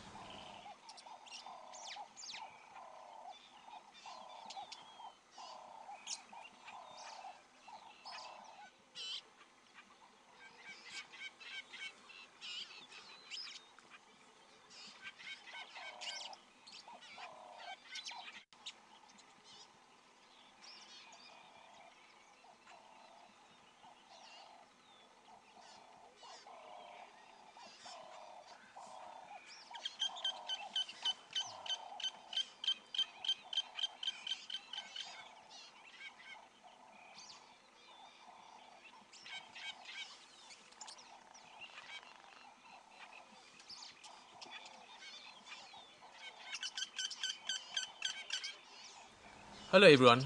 Being out in the bush and being out there live has its technical challenges. We're experiencing some of that now and are working on it as fast as possible to get it sorted and get you back on the vehicle with us.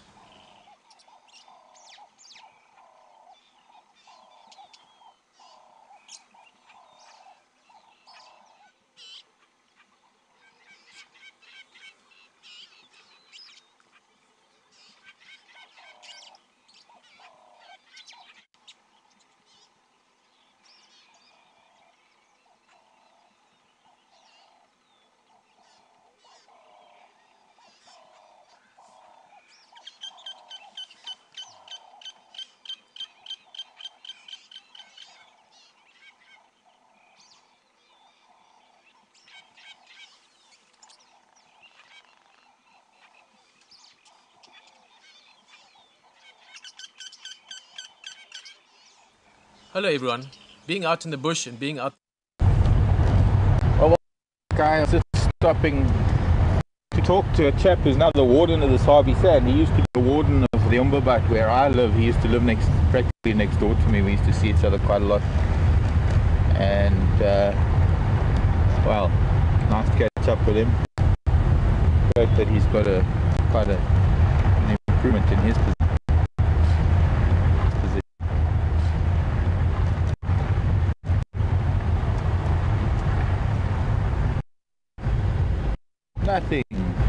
Nothing but cool.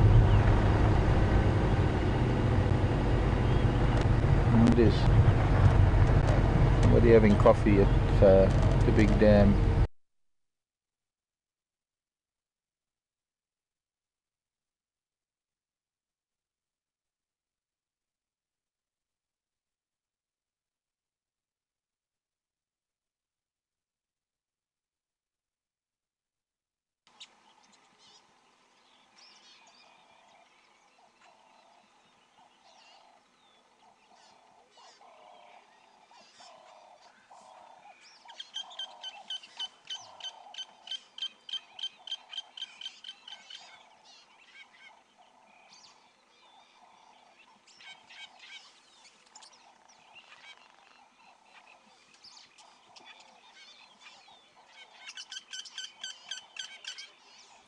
Hello everyone.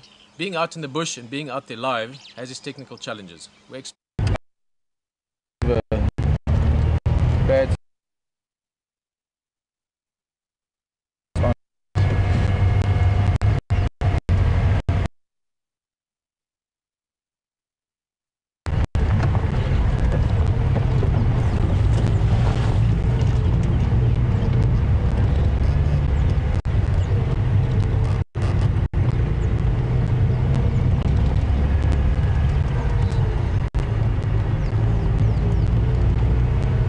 Catch up with Andrew. I see Andrew's out from Cheetah Plains, so obviously also been pretty quiet on the radio.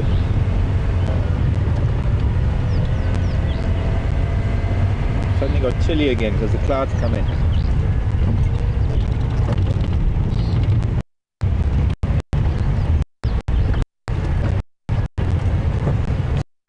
Nice to cover quite a lot of ground for Juma this morning. Gives us an idea of what we're likely to find or not find later today, and also having covered most of this northern section and a little bit of the east, we can head over into the south and the west later today.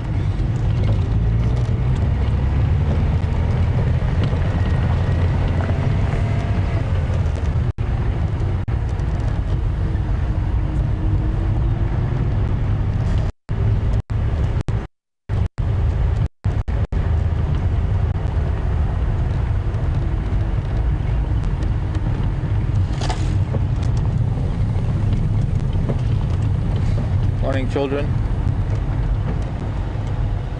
Contented group of impala. Some of them lying down, chewing the cud.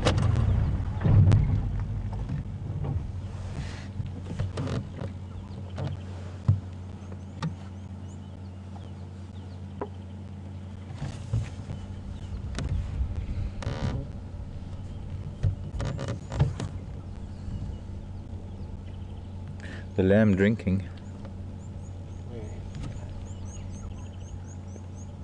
That's behind this female, if she would move. Yeah, you're gonna move, Mrs. E. Thank you.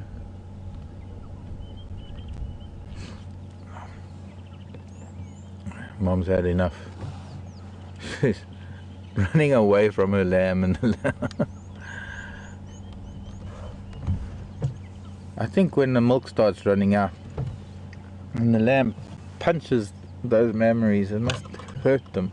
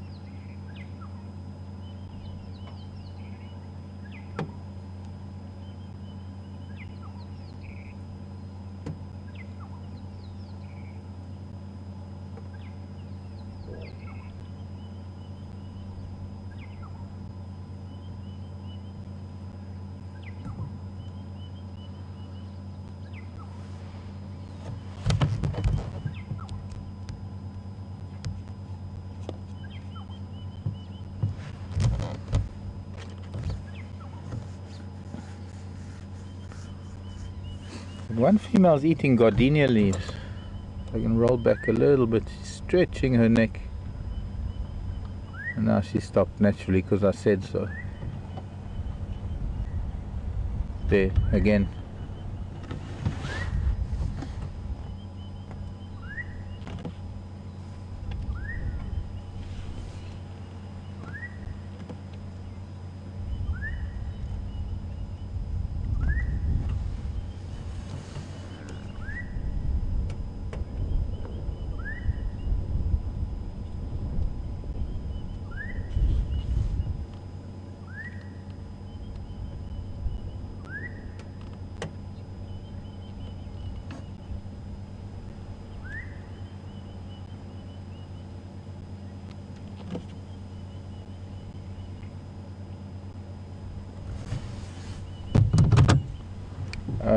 Repeat that, please.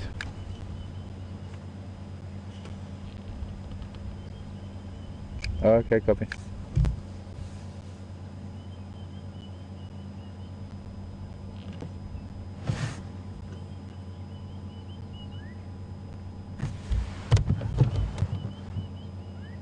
Did anybody straighten that radio antenna, the radio one?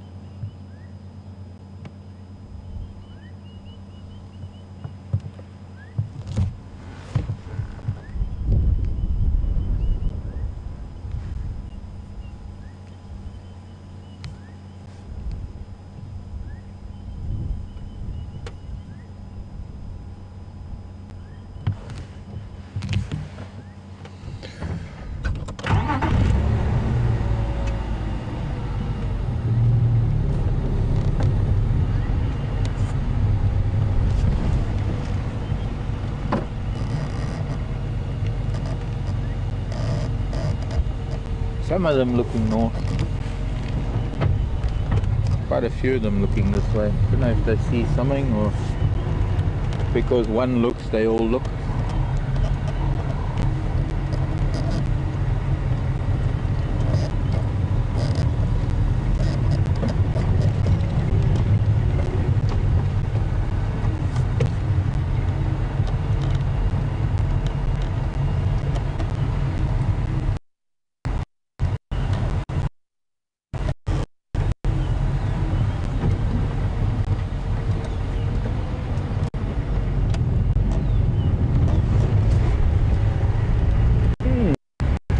All of a sudden, the sun comes out, it's blisteringly hot, and as soon as the clouds clouds come in with this wind,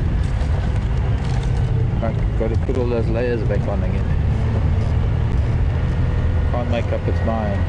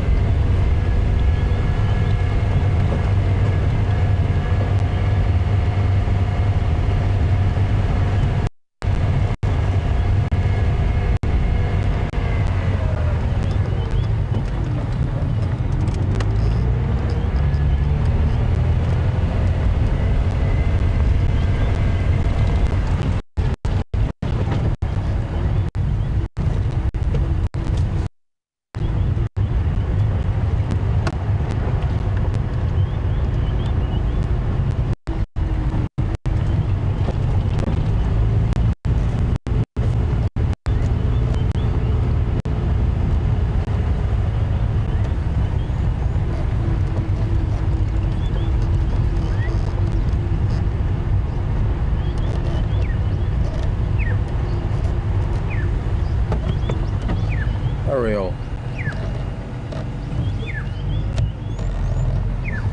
But I can't see it. It's just at the top of that tree. It's going to be a little bit far away. Hmm?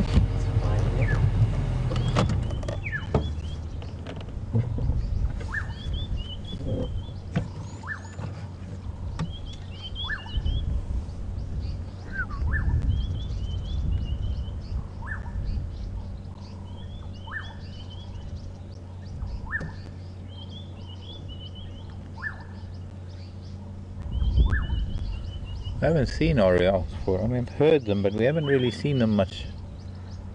A month ago we were seeing them more.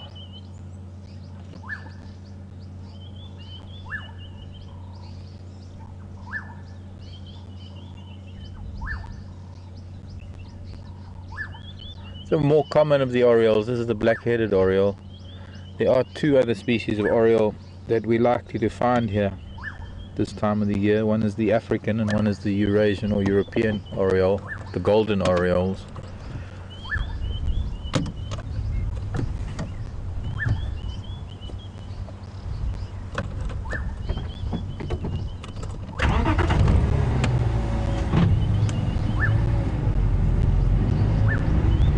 That would be special to get one of the golden orioles.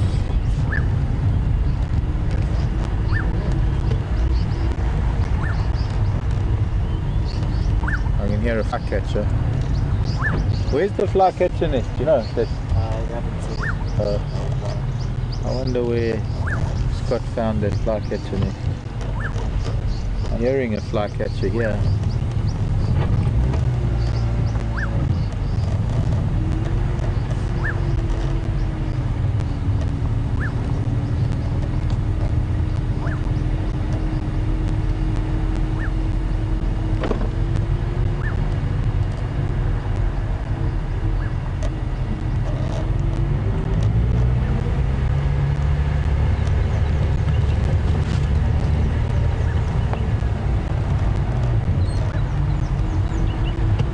Hear it but couldn't see it. Paradise flycatcher.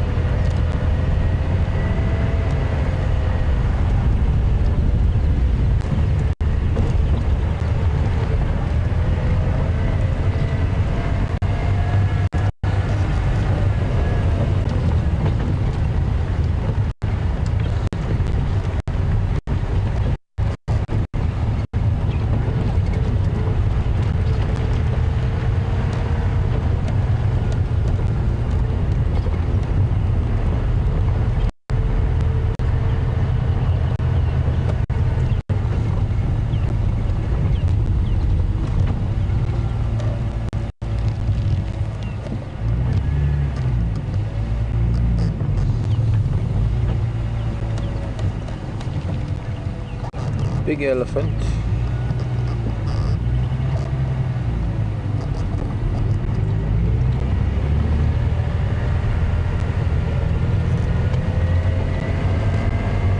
Through there.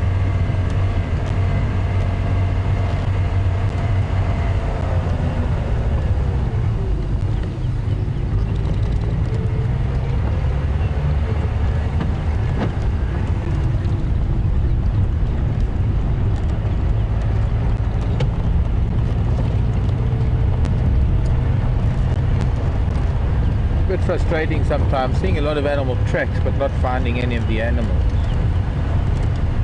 Always being a few hours behind on the tracks.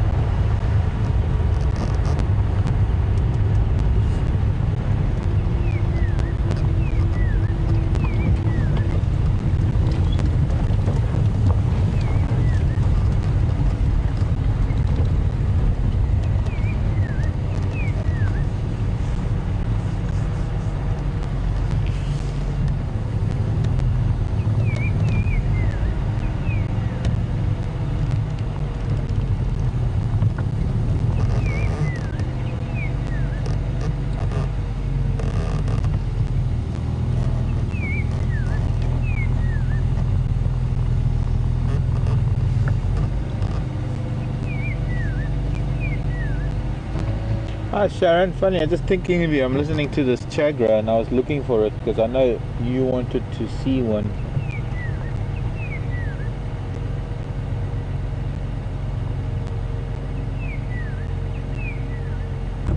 Sharon was asking a question, why do I think that animals have white around the mouth? Oh, hold on Sharon.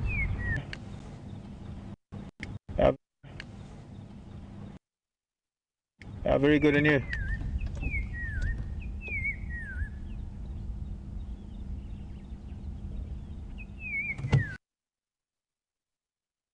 Kwanza voor tu madolengal.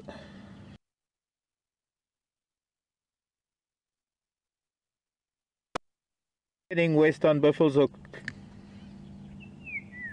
Yes. With Buffelshoek Dam. Makoti where the Kahumas were. Ah, this radio. Where Kahumas were. I've cut out while I'm talking.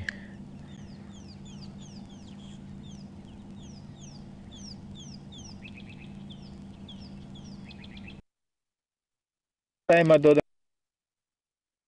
heading up north on Cheetah Cut Line.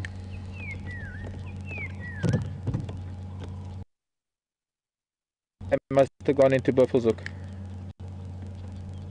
And I can see the elephant moved straight ahead of us onto the grass. So no sign of...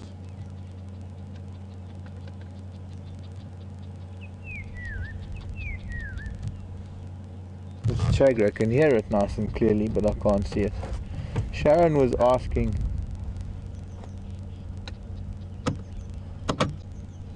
What are you on the shrike? Just on the general.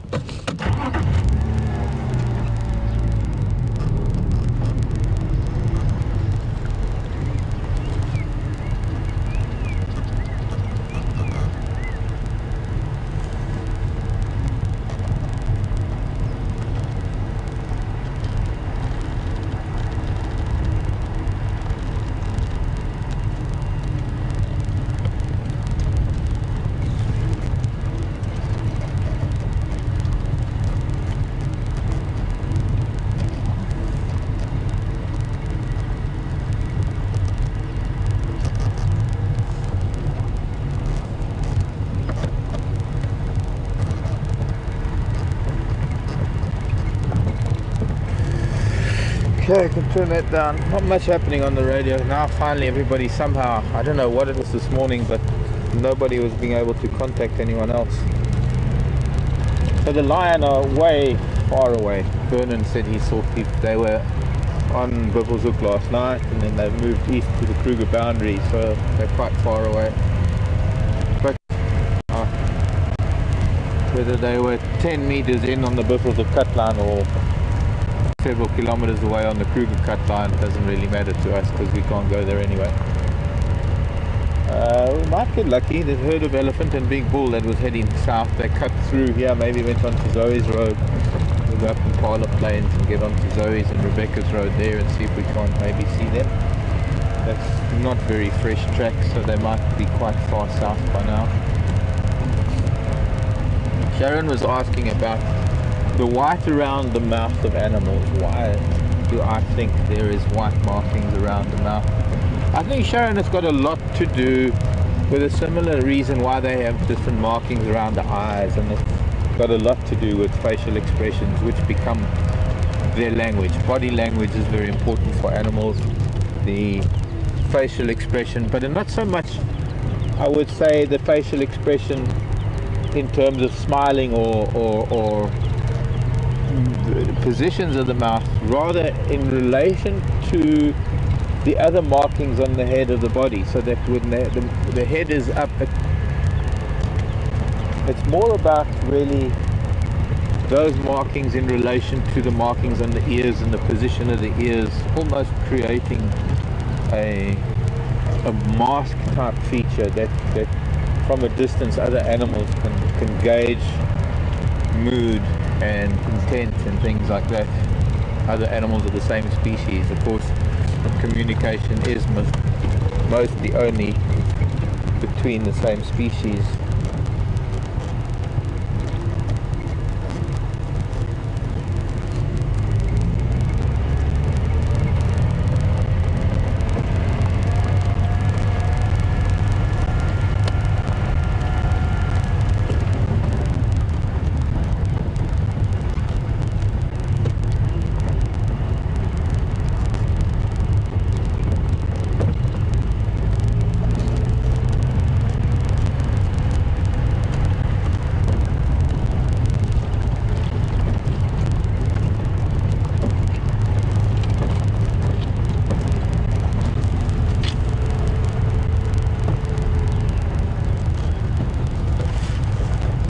Another kudu. Hello, Mrs. Kudu. You get a glimpse of you through this gap.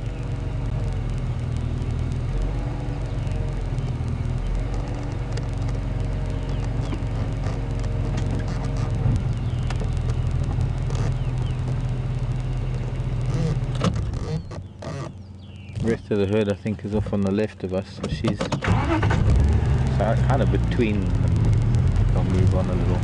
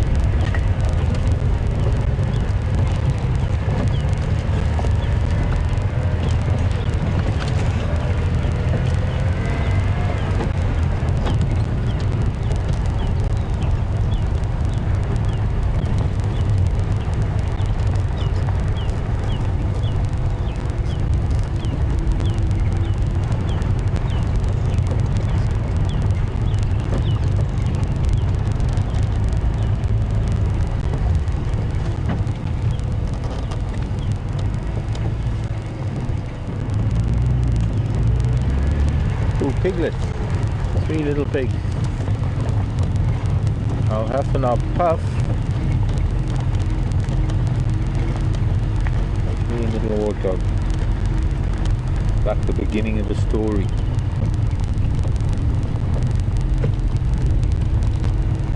Three little warthogs went to Impala Plain.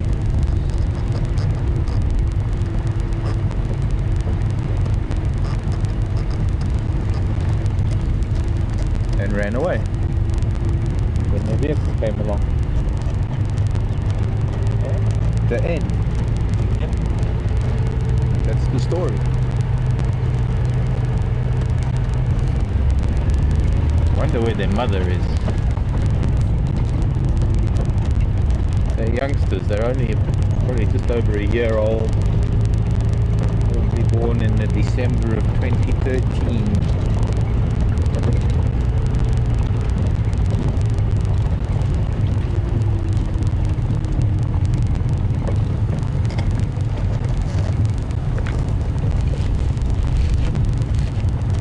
Crackling.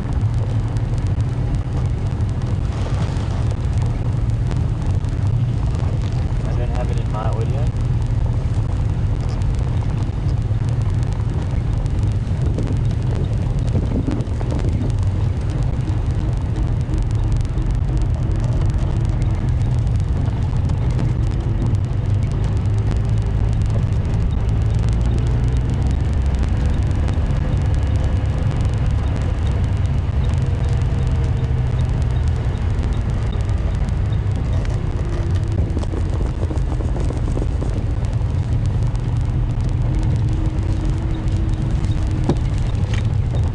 That's pretty tight.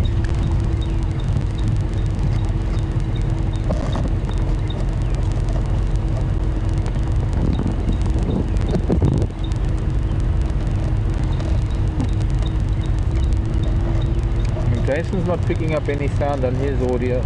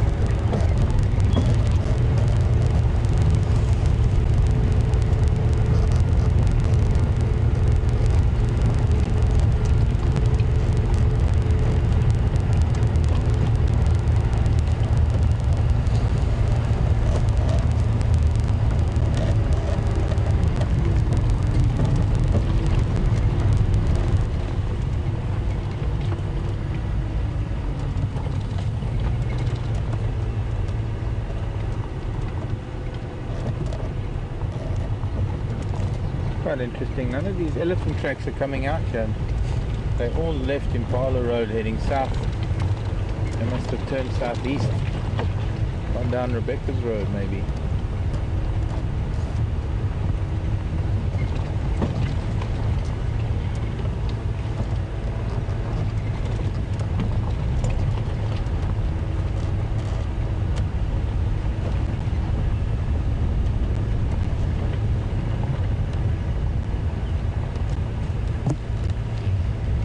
Bit.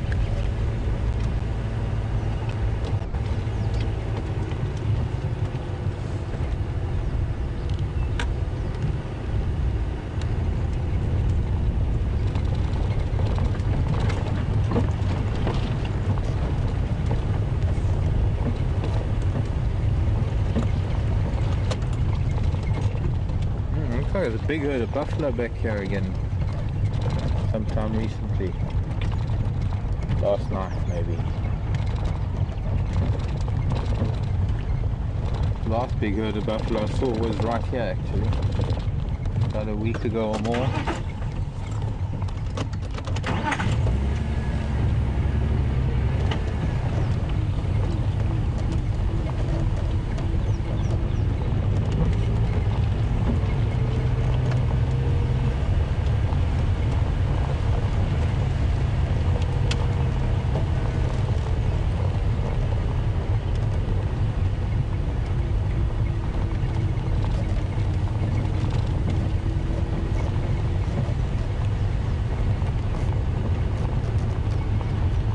Must have been that big herd that was on Arathusa. And they're all heading straight towards quarantine, and they stayed in this direction.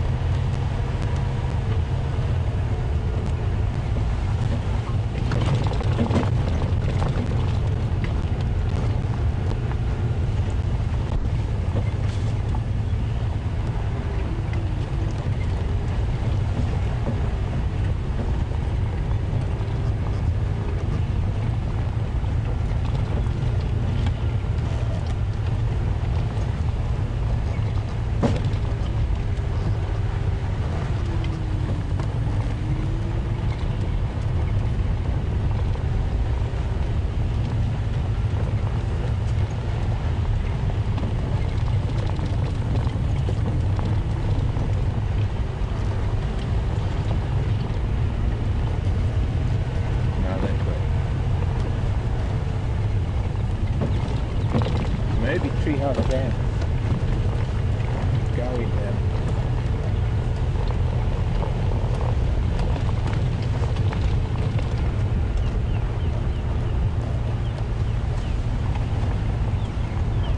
No sign. The elephants must be holed up in that block off of Zoe's Road.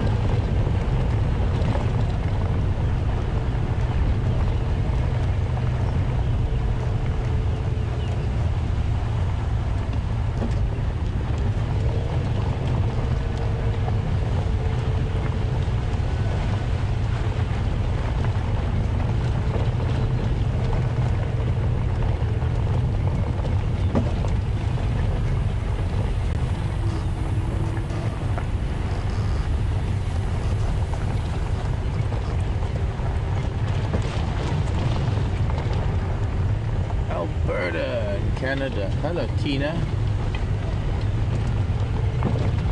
Alberta's quite a place for dinosaurs. Tina, morning Tina.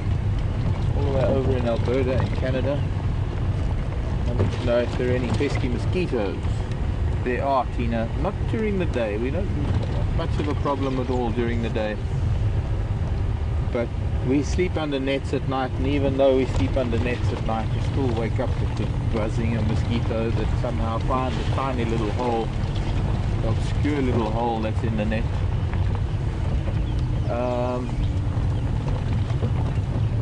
And in the mornings they collect in the footwells of the car, no doubt because that's where humans' feet are, and that's what, believe it or not, the bacteria that create the scent and the sweat in your feet, that I guess basically just the smelly feet that attract mosquitoes.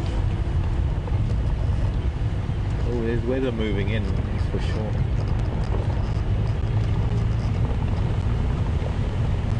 But we also have, well, apart from a couple of different species of mosquitoes, we have, of course, the most notable of all species of mosquito, the Anopheles mosquito, which carries the parasite that gives people malaria, the falciparum parasite, which can be deadly. Different types, different strains, different malaria strains.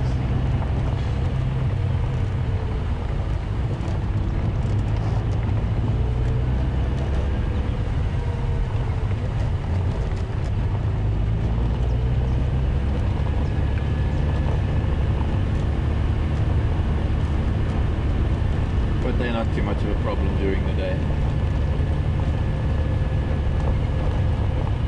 I suppose they can be if you're sitting in the shade in the dark, or rather in a damp spot.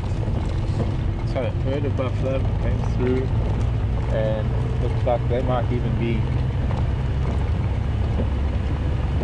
clogging up Treehouse Dam. Let's go see Treehouse Dam.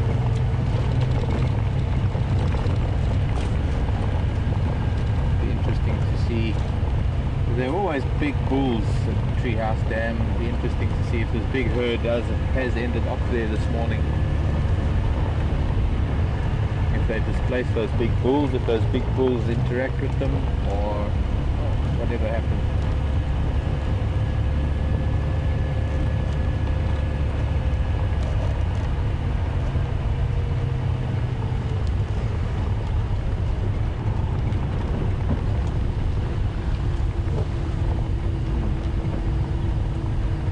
Bull buffalo tracks.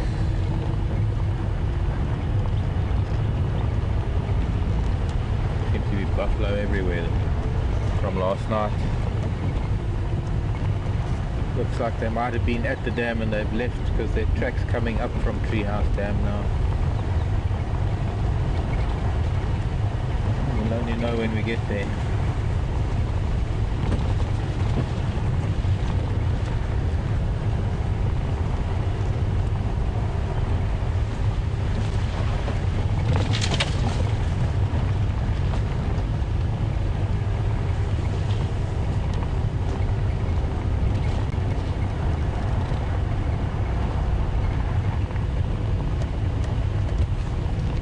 Sherry in Ohio, do the larger mosquitoes bite or only the smaller ones? Well, the larger ones do. The larger mosquito that we have here is the Aedes mosquito, which is actually a diurnal mosquito more than a nocturnal mosquito.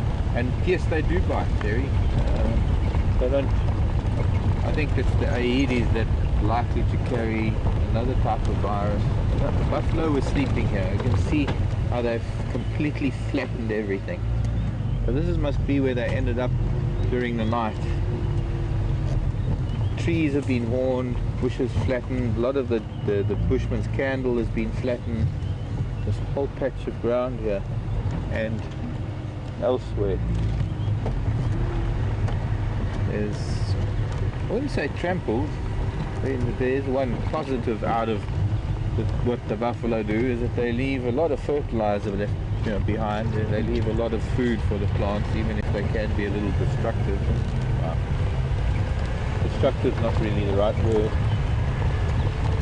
They flatten things, and what that does is it opens up sunlight for a lot of other things, including grasses. It helps to bring new growth out.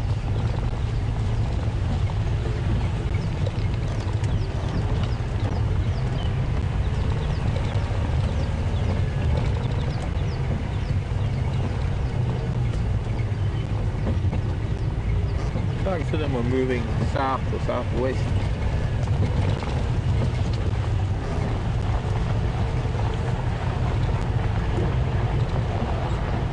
But it looks like they must have left early this morning and they all got up.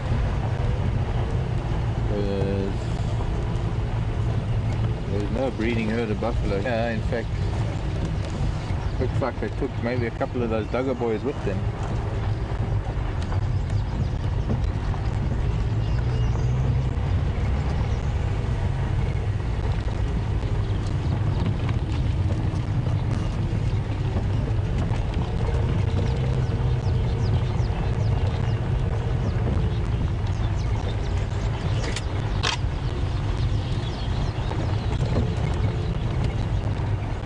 There's usually a bunch of bulls staying here, but it's quite possible because the bulls don't really move with the herds. They only move with, spend a little time with them, or they could have moved on. I guess it's possible. There's no one here today. In fact, there's not much around at all. Some days can get very exciting, and some days can be a little quiet and pensive. and just great to enjoy the beauty of it without having to see them all the time.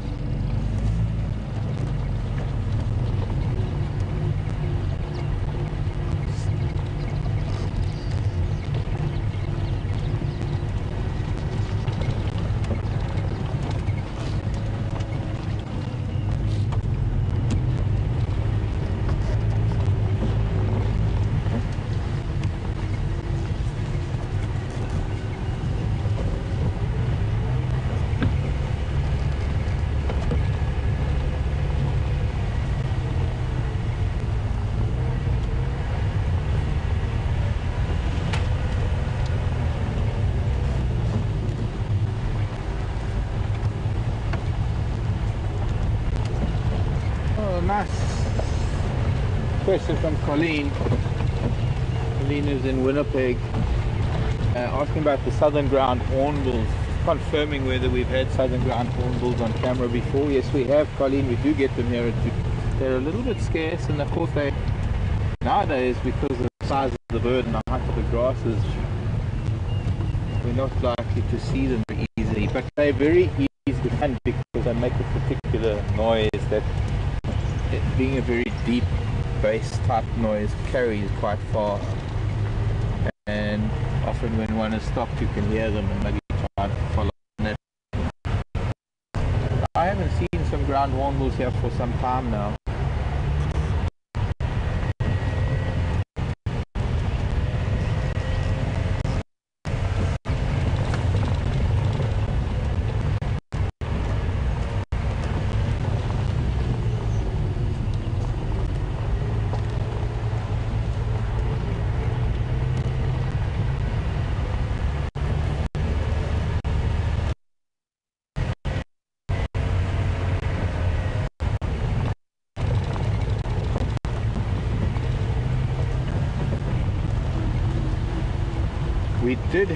We've had ground hornbills eating a chameleon on Buffalo's cut line. There were hornbills that you used to see quite often up on near that big dam on Buffalo's Hook, Sydney's Dam. I wonder what happened to him.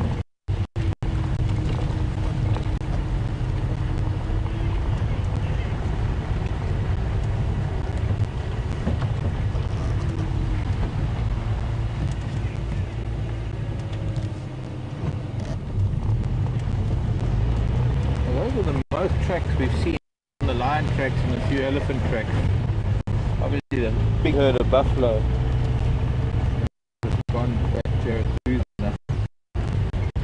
We'll have a look on that later this afternoon. Otherwise there hasn't really been much animal movement. It might have something to do with it being a really chilly evening last night. Evening, the whole night was a bit cool.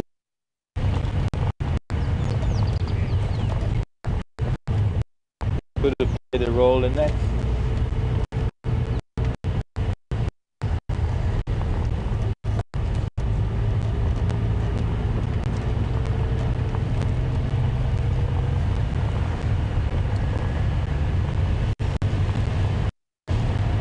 Not even a cat track, a leopard, I mean.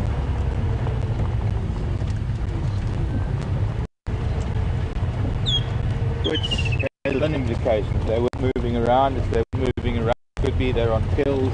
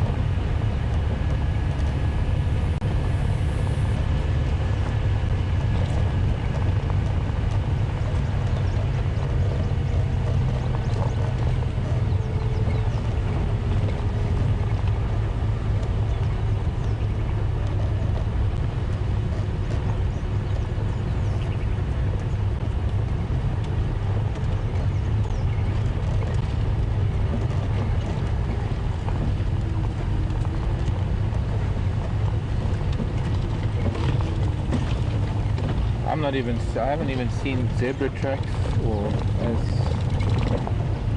also giraffe. I've been looking for giraffe tracks.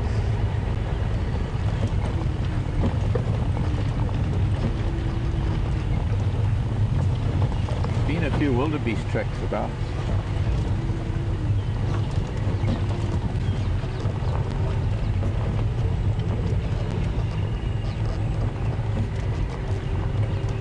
Is there a sausage to be seen? There's one. And a couple of them have fallen. I need to come and have a look under the trees, see if I can find a fallen sausage. Flies.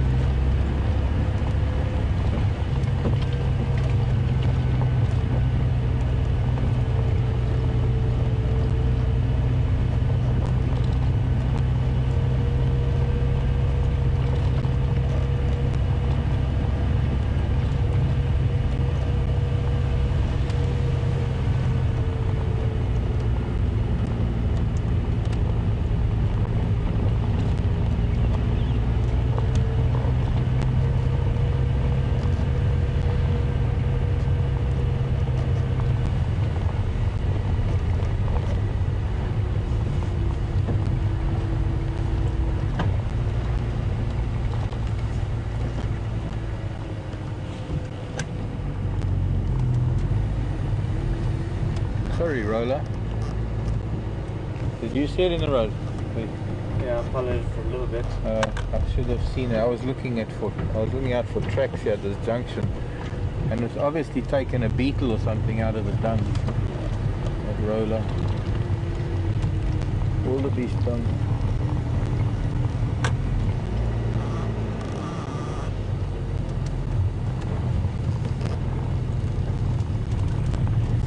Well, it's been one of those mornings, and of course that means that this afternoon can only get better, and we'll probably head over there, the wildebeest.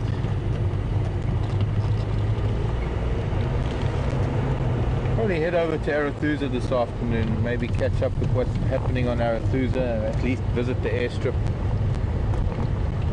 go and see the storks, see if any other storks have joined them. Sometimes you get accumulations where they'll sort of gather before they fly back to Europe. It happens with the European bee-eaters. You find them collecting in trees until they're large flocks, and they end up flying in large flocks. Thank you for the questions you sent in this morning. And thanks for joining us here on our morning drive here at Djuma Game Reserve. My name is Mark. Jason has been on camera. Alex back in FC, and well, we'll open a few cages and fly a few animals in for this afternoon. So do join us again, 4 o'clock Central African time, and I hope we'll have some fun from all of us here. Goodbye. See you later. Love you lots.